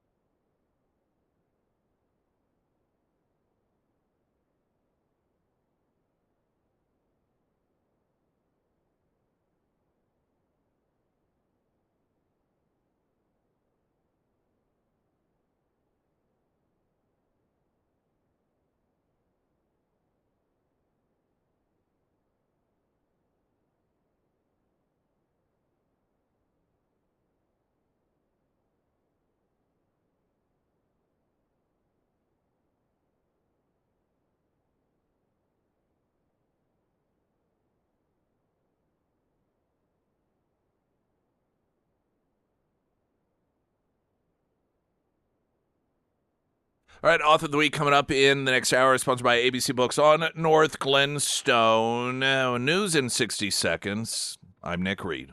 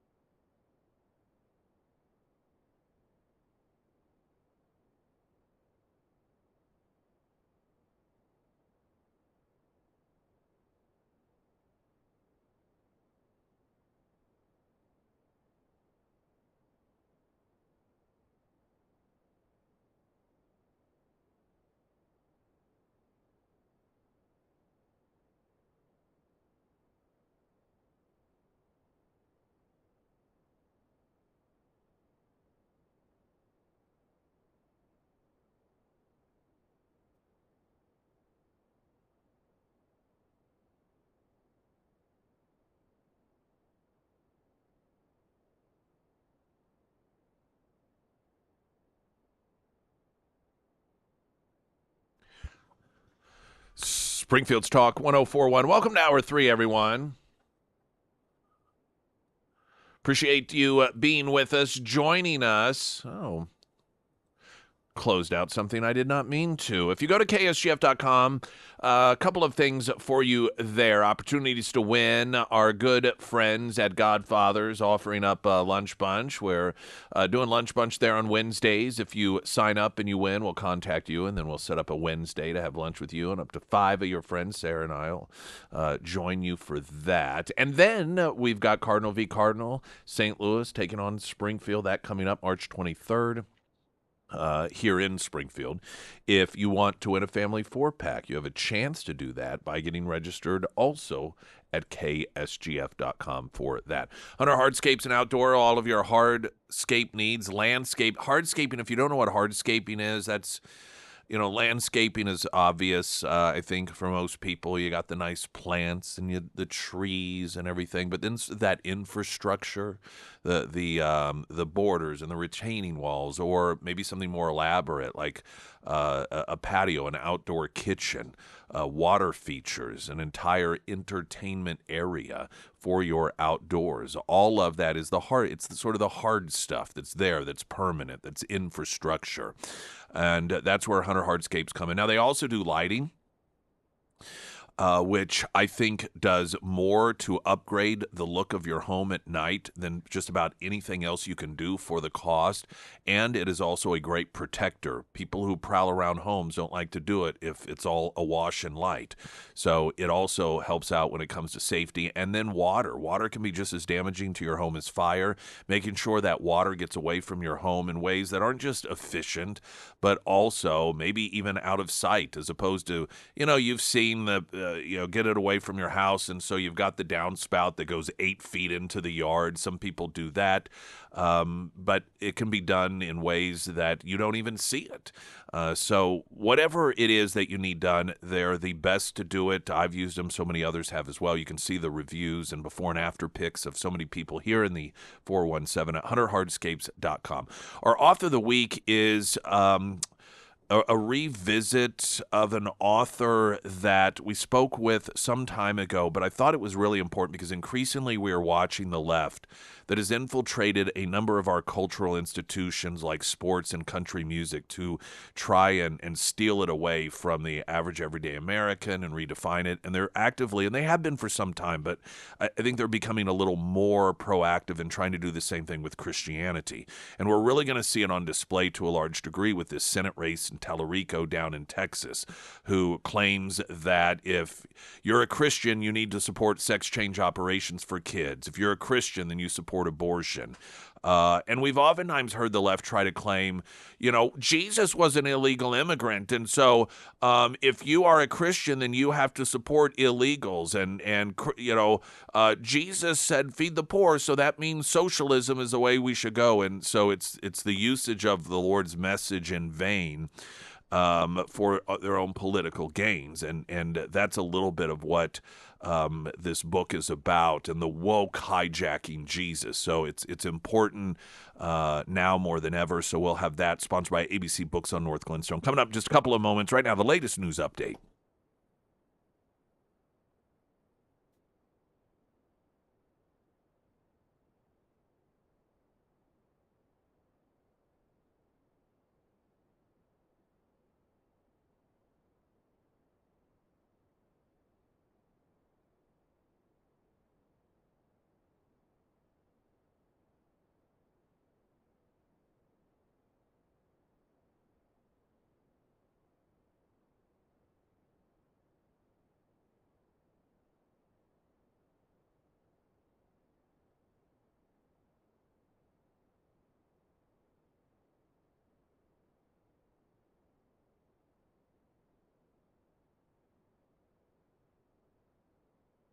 And the first alert forecast from Ozarks First meteorologist Tom Schmidt, sponsored by St. Clair of the Ozarks Home Improvements. Today we'll see sunny skies. It'll be a breezy one as well, with a high near 57. Tonight, mostly clear with a low around 43. For your Friday, sunny with a high near 66. And for Saturday, sunny with a high near 74.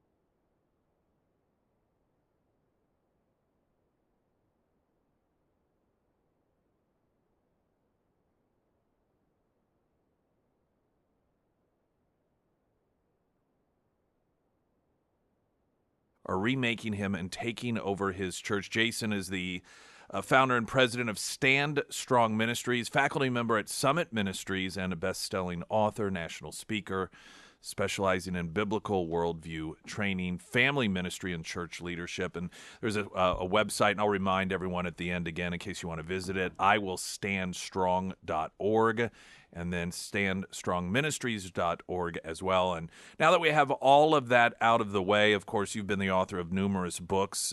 What made you decide to write Hijacking Jesus? Well, first, Nick, thank you for having me on, and it's a pleasure to be with you. And I thank you for just motivating people to get Christian books, right, to help people become biblically literate and to sharpen their biblical worldview, which is precisely why I wrote the book. I mean, in all my travels engaging people, there's been this stirring up of deconversions, people who've walked away or no longer believe the quote unquote, like air quotes, traditional Christianity.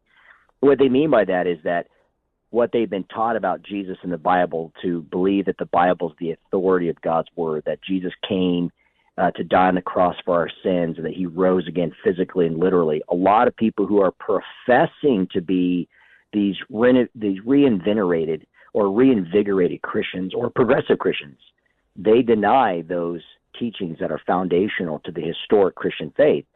And so the more that I was engaging older people and talking to younger people and grandkids and adult kids and teenagers, you're seeing this progressive ideology of Jesus, which has become a hijacking, and they're seeking out conservative Bible-believing schools and churches to indoctrinate them with what they believe to be the true Jesus. And that's why I wrote this book. I think there are a lot of Christians who, when they hear the terminology hijacking Jesus, or they hear references to, maybe Jesus being invoked in a political context, they think that oftentimes individuals that maybe aren't even Christians, they will point to certain political issues and say, well, if Jesus were alive today, he would do this and he would do that. But in fact, in hijacking Jesus and how progressive Christians are remaking him and taking over his church, I don't know if the word is subtle. It's not as clear and obvious, I'd say, as I think a lot of people assume. Yeah, so like when you say the politicization, you're right in that, and that's where a lot of times I think people are fixated. And so what happens oftentimes is Christians see what they believe to be something that runs contrary, like a social justice movement, and they placate it with Jesus and put Jesus front and center. Jesus would have wore masks. Jesus would have done his booster shot. Jesus would be marching with BLM, that sort of thing, right? Well, that's more of the imagery of portraying Jesus as a woke, inclusive teacher, right? That he embraces all views, all sexuality, all lifestyles, that he did not come to condemn people in their sin, but he embraced people, with inclusivity, with love and peace and joy. Now, those are partial truths. What I show, the hijacking that goes way deeper than that actually leads to that type of announcement, is that they reject progressive Christianity, does not believe in the divinity of Jesus, that he is fully God. They do not believe in the virgin birth, his atonement, that he came and died on the cross for our sins. They don't believe in the second coming. And therefore, they don't believe in a literal, physical, resurrected body. Therefore, as a Christian, right, they don't believe that we will one day have full redemption and receive our resurrected bodies. And so when you look at the heart of that, Nick, what you have is you have a hijacking. Because in place of that, they strip Jesus of his divinity and his miracles, right, and his purpose of coming into this world to die on the cross for our sins, to bring us from alienation to restoration. And instead, they mask Jesus into this liberator, into this crusader who is a socialist and all that kind of stuff. And more or less, that becomes a humanistic person that has been built and basically publicized and politicized by people, by individuals. And that is a true hijacking that is taking place, not just in the political realm, but in the heart of churches now today. And my heart and passion and desire is not just to inform about this taking place, but to really help Christians truly know and be captured and captivated by the love and passion and forgiveness of Jesus that's illuminated in the authority of Scripture. We are talking with Jason Jimenez, author of Hijacking Jesus, How Progressive Christians Are Remaking Him, Taking Over His Church. It's always struck me, even before I really began to get a more better understanding as to this particular subject matter. There were certain churches that I'd say are a little more obvious in this category, and I saw it as very appealing to what I would call the instant gratification Christian, or maybe even the lazy. Like, all you have to do is be a good person. That's it. That's really all that there is. I mean, Jesus taught love and kindness. And as long as you are a, quote, good person, then you are fulfilling what it is you need to do in order to get into heaven. Is that an overly simplistic view of this? I mean, it is in a sense that you're right, that that what's happening is the masses of individuals who have grown up in a very watered down, right, with no doctrine and with no foundational historical theological significance of Christianity. That's how they placate Christianity. It's just about moralism. And so, yes, to your point, Nick, what has happened though, over time is that when you do have deeper thinkers, and this is what I charted back in the book, because this was important, making the distinction, obviously, for people to understand, here's what progressive Christianity affirms, and this is where they differ with biblical Christianity, right? And as I said, the hijacking is on the divinity of Jesus all the way to his second coming. But like you said, is one of the things that has taken place with this, like, hey, look, Jesus was a person of peace. Jesus didn't call people out of their sin. Jesus was not about, these binary issues like you traditional Christians do with your rigid doctrine. Now, that's not just an oversimplification. What that is, those are caricatures. That's a mischaracterization of not only Christianity, but first and foremost of Jesus. And so I think it is incumbent upon Christians, just like we see in the early church, is that we have to address those falsities. We have to address them pointedly with love, but we have to correct people with this radicalization of how they're painting Christianity. Because again, just as you know, when you build up a straw man of an argument and you can therefore easily tear it down, that doesn't prove anything. It doesn't even prove your point. And progressive Christians are very good at doing that. They build a straw man against traditional Christianity, they say. But when you really look at the heart of what they're doing, they're actually taking Jesus in Christianity historically out of its proper context. And so over time, people, when they become apathetic or they're not really challenging in their critical thinking skills are lacking, this is where they can become, a victim, if you will, of a false gospel. And so my heart's desire is to really address that. So whether it's apathy or laxity or fear, we really need to draw attention to this, because as I talk about in the book, Nick, it has spiritual implications attached to it. Because if Jesus truly is just, like you said, from the progressive model, he's just a socialist, he was just a liberator, he was just trying to reform Judaism or overtake Roman imperialism, but failed, and his disciples started a religion in honor of him. If that's all it is, then guess what? We're going to be dead in our sins. Yeah. And there's hell, there's eternal damnation. And so I love people enough to speak the truth in love, to let them know who Jesus truly is. I know that a lot of our audience, we have Christians and Christians that seek out the truth. We also have a significant number of those intellectually curious, and those two things together, I think, are completely and totally awesome. And so I know a lot listening right now, they may wonder, well, wait a minute. What if I'm in one of these churches? What if these are the messages that I'm hearing? And I'm sure there's not, this official list where, if you hear this, that's exactly what this means. But you mentioned straw man arguments and things that are probably effective oftentimes that progressives use.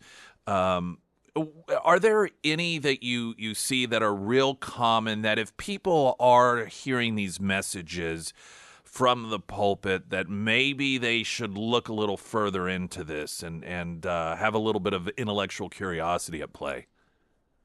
Oh, absolutely. And that's a great question. I'm glad you asked it, because, at the heart of it, I did pastorally, is to come alongside and let people say, let people know, like, hey, when people say certain things that may draw you to question or make you feel a little uncomfortable, what are some of those? So this will help your audience, Nick. Number one, it's how they view truth. See, at the heart of progressive Christianity and a lot of liberal churches is they're postmodern, meaning, that objective truths don't exist. And so your faith journey, what you believe about the Bible or other religions, and most of them are religious pluralists. So Jesus or Christianity is just one path of many. That's a red flag. So be careful if you're in a church that they're teaching that type of thing, like absolute truth or dogmatic, to say that Jesus is the only way, truth, and life, and no man comes to the Father except through him. If they deny that, that's heresy. So be careful with that. Number two is their view of God. And most progressive Christians believe that the universe is God as God is in the universe. That's known as panentheism. Or they may take a deistic view that God created the universe, but he's not really involved in the affairs of the universe. Okay, that's very dangerous. If another area in the church, they're teaching that the Bible has been corrupted, and you really can't trust the inspiration or to buy into this infallibility, that writers hijacked it through the centuries to make Jesus more of a godlike character. If that church is teaching that or saying Jesus never called out these particular sins, and if you just look in Mark chapter 8, where Jesus clearly calls out sin that defiles a person, and yet they misinterpret that or say that's not the case, we are to take the Bible metaphorically, that is a major red flag. And then the last thing I'd say when it comes to Jesus, if like we were just talking earlier, if Jesus is more just a woke teacher, if he's just more of a liberator or a revolutionist, or another portrayal that progressive Christians have of Jesus is that he was a Jewish mystic. So they teach a lot of mysticism, and that's how they interpret the spiritual symbolism in the Bible. Those are all red flags, which ultimately then leads, and this is what predominantly a lot of people are facing today, is social gospel. And the social gospel is that humans are not born in sin. What we have to do is rid the world from oppressors, and we need to fight for unity. We need to fight peace and justice. Well, the question is, if there is no ultimate standard of justice, then who determines that?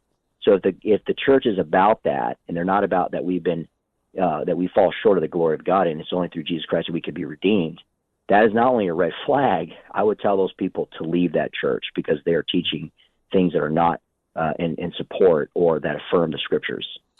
Well, and that leads to my next question, which you answered here, I suppose, to some degree, and that is people, they hear this, and maybe they've been going to a church, and that's the church that they know, and then they realize, I'm being misled here, but they feel lost. They have no idea where to go. What do you recommend? Well, one, praise God for the work you're doing, because if they can trust the outlets that are in their community where you guys are pointing them to the truth, then they can contact you guys if they find out that they're like in a woke church, or they're an inclusive church, or the church has the rainbow and they're making Jesus out to be someone other than being fully God and fully man. Number one is to know that leave the church. Now, I always recommend people that if it's that outright, then it's really not going to do any good for you to, in love, address it to the leaders, especially if they've publicized it over and over again, like many of the churches have done. And I reported on this. Matter of fact, probably a friend of your show, Elisa Childers, who's a friend of mine, she wrote Another Gospel. She was in the music industry for years. And as she started growing her faith, she found that her and her family were actually attending a progressive church. And she was actually going through discipleship classes under this particular pastor. And there were a couple things that the pastor would say, sometimes in passing, and it just didn't sit right. And then, good for Elisa, she would actually go and look in Scripture and figure out the truth, like Bereans in Acts 17:11. So if somebody finds themselves in that situation where they've done their research, they've looked at the Word of God, and they see that this church that they were a part of for so long, where their kids have grown up in, maybe it's even, I talked to people, Nick, who go to a church where their school's attached to it. And they're kind of going with, more white fragility or Jesus isn't the only way type thing, and they're trying to be all inclusive. I recommend that they actually find a mentor couple, somebody that they can trust, maybe, because here's what happens. Inevitably, they start looking back and saying, oh, that's when, let's say, the Rogers family left, or that's when the Smith family left. And then I encourage people to reach out to those previous members of the church and ask if you can come over or have coffee to really find out why they left and where they're at now. And that we're seeing that happening a lot. when these takeovers have taken place, when people are kind of sabotaging these churches that once professed Jesus Christ as Lord and Savior, and then are now being dismissive of that and are advancing LGBT critical race theory issues, right? Making Jesus out to be a liberator rather than the Savior. And what's happening is a lot of them are turning to one another in their community and saying, show us the way. And you know what? That's very biblical. And that's what I encourage people. A Christian radio station, a great solid website. They can go to standstrongministries.org. They can email us through our website. We have a series of churches that we affirm that are Bible-believing churches that we support that can help them get plugged in. So those are ways that people can find answers if they find themselves in a progressive church. And I would ask, finally, with our author of the week, Jason Jimenez, a lot of people that listen to this show, to this station, they have kids, they have grandkids, and they worry about them. I think that just because of different media outlets that young people are more in tune with, it makes them easier to connect to or target by progressive churches. And so their parents, grandparents, they don't really know how to communicate with them. Would you tell us about I Will Stand Strong, this movement that you launched back in 2018? Yeah, that's a great point to kind of lead into as a call to action. If people find themselves in that situation, the I Will Stand Strong, I partnered with two Christian entrepreneurs who are heavily involved in kingdom building, in not just in the corporate world, but also in education and in churches, the Benham brothers, David and Jason Benham. And we partnered with YouVersion, and we created a 30-day challenge where we've had tens of thousands of young people in youth groups and college ministries go through together. And the idea, Nick, is to help, and this is something that we've even used when somebody comes and says, hey, I'm struggling with my relationship with my son or my daughter. They've gone to college, and you kind of hear that story. They deconverted from Christianity. They no longer believe. How do I engage them? We have a resource called Challenging Conversations that if they look me up, Jason Jimenez on Amazon, you can get that. That's a great book to help them dialogue and engage. But also, we've also recommended through the I Will Stand Strong movement for them to really consider doing that 30-day challenge with that grandchild or with that adult or teenage child. And it teaches them how to learn to love God, learn to depend on God's word, and also to live in community. And so it's been a helpful tool. Again, you were saying earlier, how to engage people even beyond a paper book, right? How do you reach them on social media? And the great thing with YouVersion is we know everyone pretty much has that app. And you can access it right there on your phone, and you can go through the 30-day challenge that we do with I Will Stand Strong. And it's been a great tool to really not just get the conversation going with people who are struggling or doubting, but also to help people to grow stronger in their faith in general. Well, I thank you so much for being with us for the book. Jason Jimenez, the book is, again, Hijacking Jesus, How Progressive Christians Are Remaking Him and Taking Over His Church. This book and all others that are sponsor, of course, for Author of the Week, ABC Books on North Glenstone. Springfield's Talk 1041, I'm Nick Reed. This is your home for Town Hall SRN News every hour. This is Springfield's Talk 1041.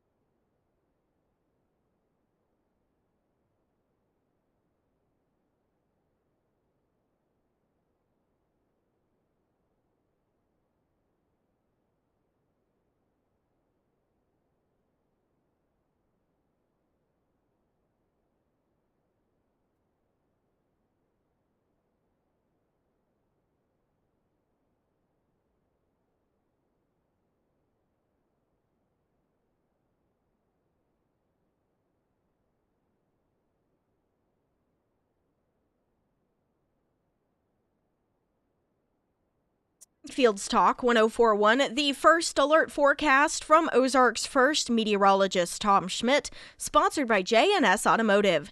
Today it'll be sunny and breezy with a high near 57. Tonight mostly clear with a low around 43. For your Friday, sunny with a high near 66. And for Saturday, sunny with a high near 74. And the Pyramid Roofing Company, it's going to be very windy over the next couple of days as well. And temperatures, they are expected to drop on Monday. And there's even a slight chance for snow on Sunday night.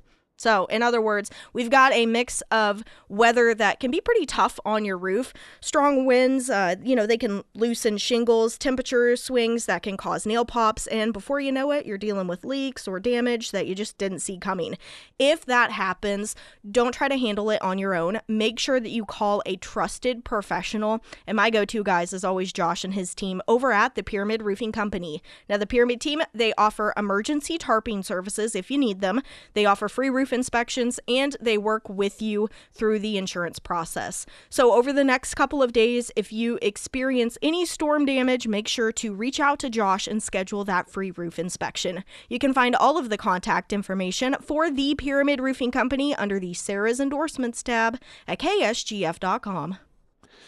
There's a video of some independent journalist interviewing a gal who's a left-winger, some white liberal chick, asking about why do you think it is that Iranians, particularly, Iranian women are saying thank you to Trump? And there's all this, massive outpouring of gratitude and praise for Trump. And she claimed it's because the Iranians are being gaslit.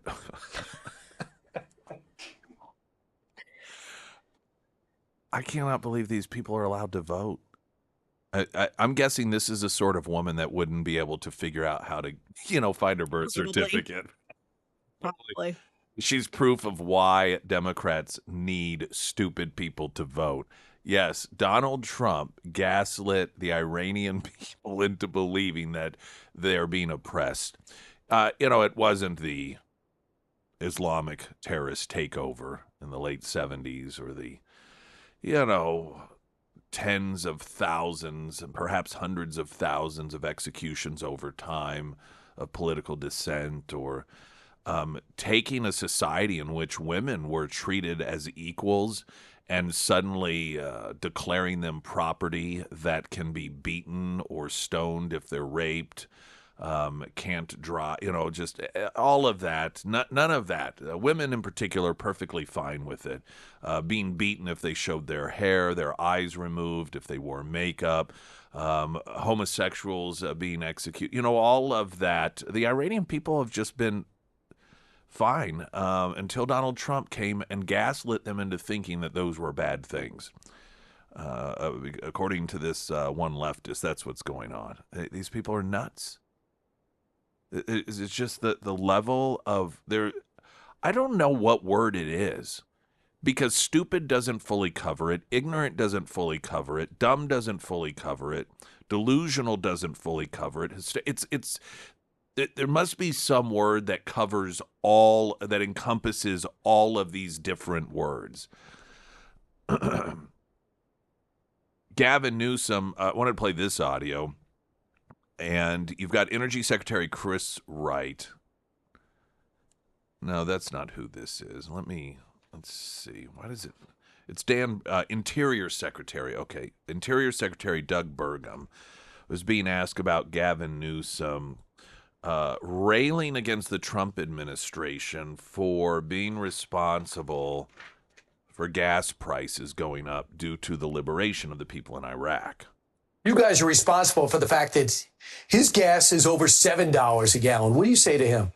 Well, wow, that is something coming from California because, of course, under Gavin Newsom, California used to have 40 refineries. Now they have 8. 2 more are closing. They're going to be down to 6 with Chevron and Valero closing. California is the most energy dependent state in America. 63% of their oil gets imported. Now they're going to be importing refined product into San Francisco Bay and into Long Beach every day just to keep their fleet. They have the largest number of internal combustion cars in America in California, and more than any other state even has vehicles. And of course, they've been trying to eliminate those and doing that, which then puts us dependent on China. Right. I mean, their energy policies are as crazy as Europe.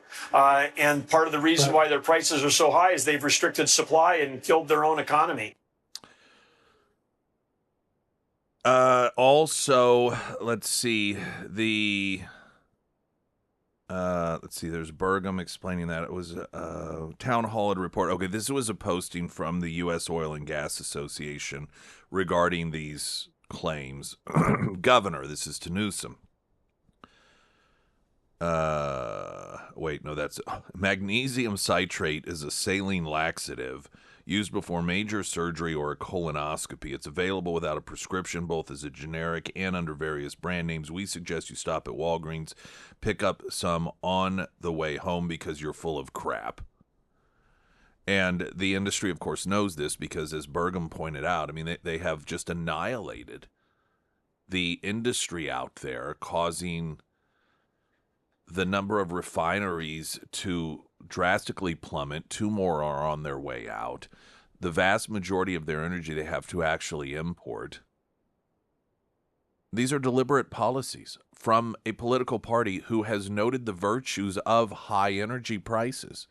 Obama campaigning on necessarily skyrocketing the price of energy. And now, of course, because it serves their purpose, it's Donald Trump's fault that gas prices are going up. And say what you want, but here's all that needs to be noted.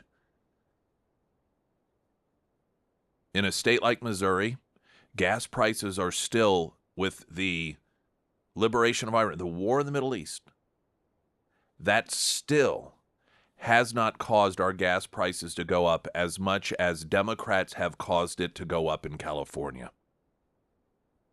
What does that tell you? That the number one terrorist nation in an exporter of terrorism in this country and a war against them and all of their efforts to cause the price to skyrocket by cutting off routes of delivery, by blowing up or the threat of blowing up the shipping vessels that carry it, they still are unable to cause the price to hike as high as Democrats have in a state like California with their policies. What does that tell you? By the way, Trump has noted that there is going to be, or there's plans to do a tapping of the reserves in order to try and diminish the spike that we are seeing at the pumps due to the war in Iran. Springfield's Talk 1041. I'm Nick Reed.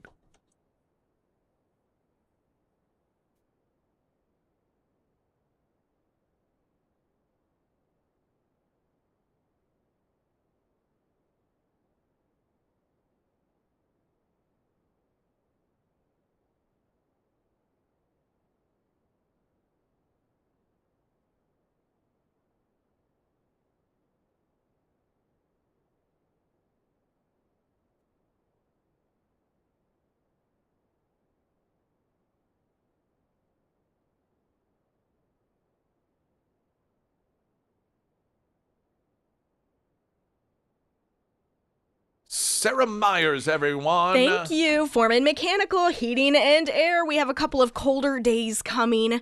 If you have been limping your heat along, just waiting for summer, you're like, oh, I'll just deal with it later. Reach out to Russell and see what he can do for you. The Foreman team, they are very much repair versus replace, and they're not pushy either. So if it is time to replace, though, they will help you out with that as well. Now, they do residential and commercial HVAC services. They offer repair services, maintenance programs, and new unit installs as well. And if something does pop up breakdown after normal business hours. The foreman team, they have an emergency service line as well. So basically what I'm saying is they're all around awesome. If it is time to call the foreman team, you can find all of their contact information under the Sarah's Endorsements tab at ksgf.com.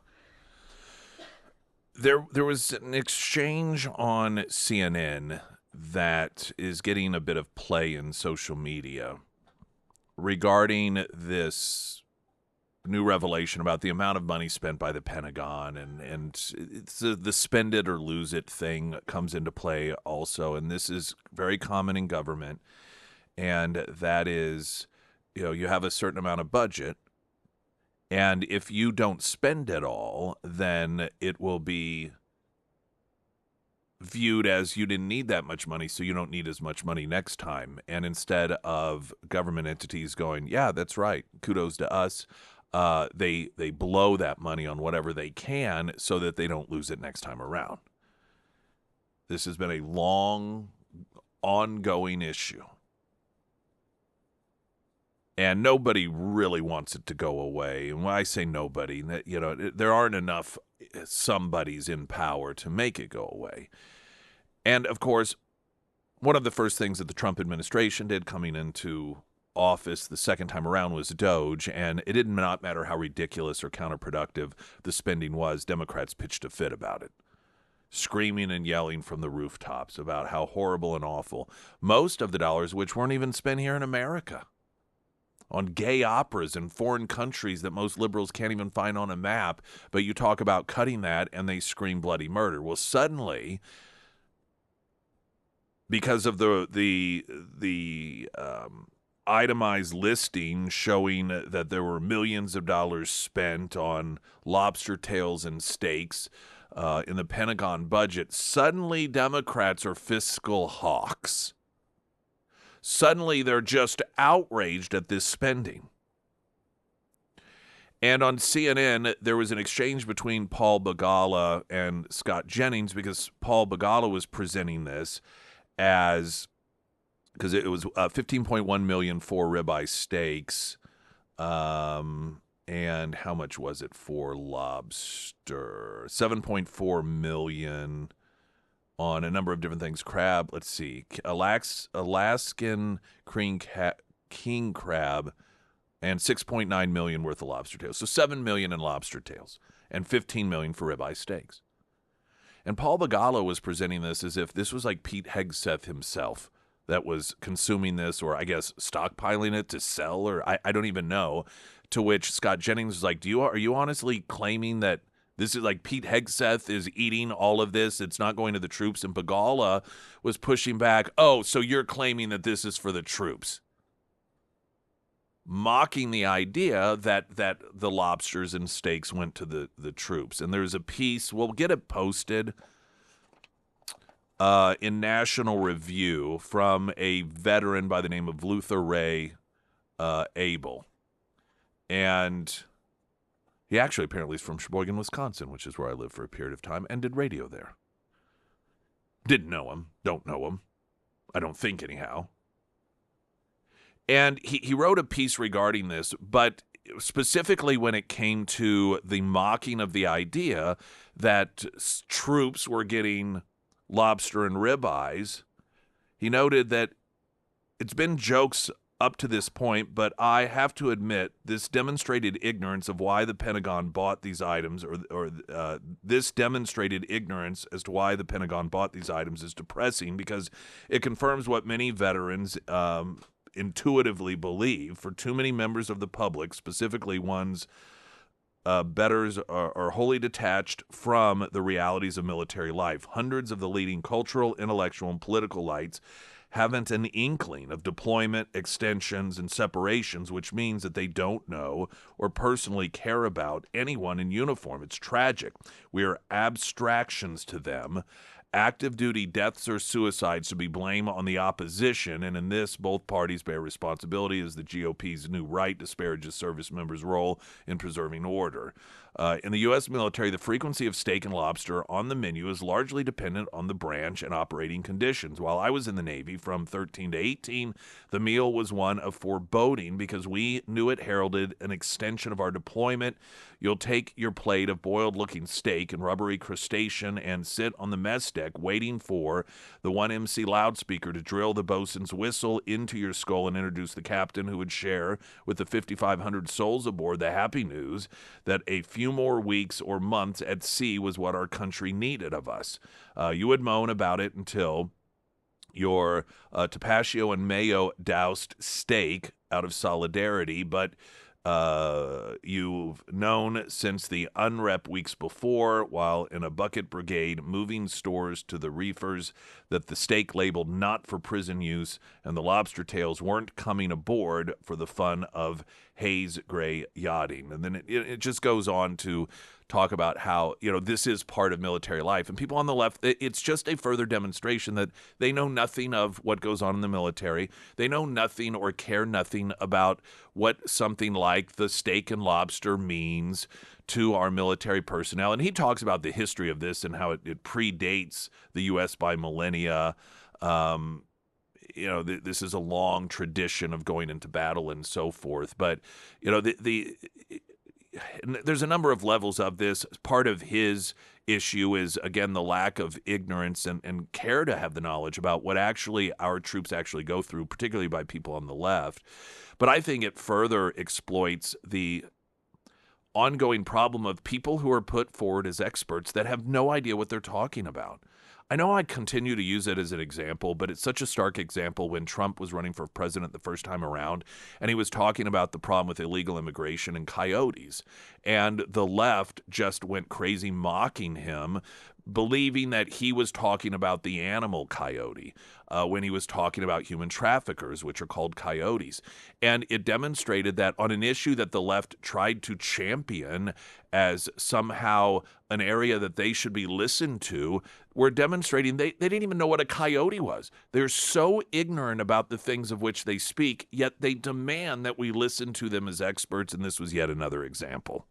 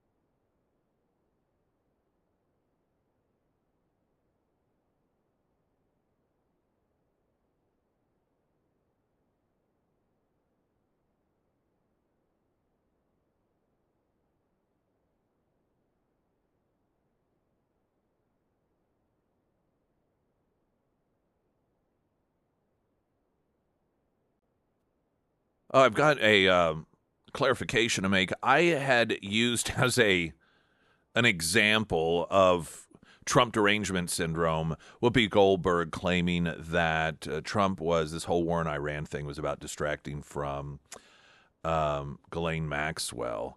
And it wasn't Ghislaine Maxwell. It was Nancy Guthrie, and which is even crazier, that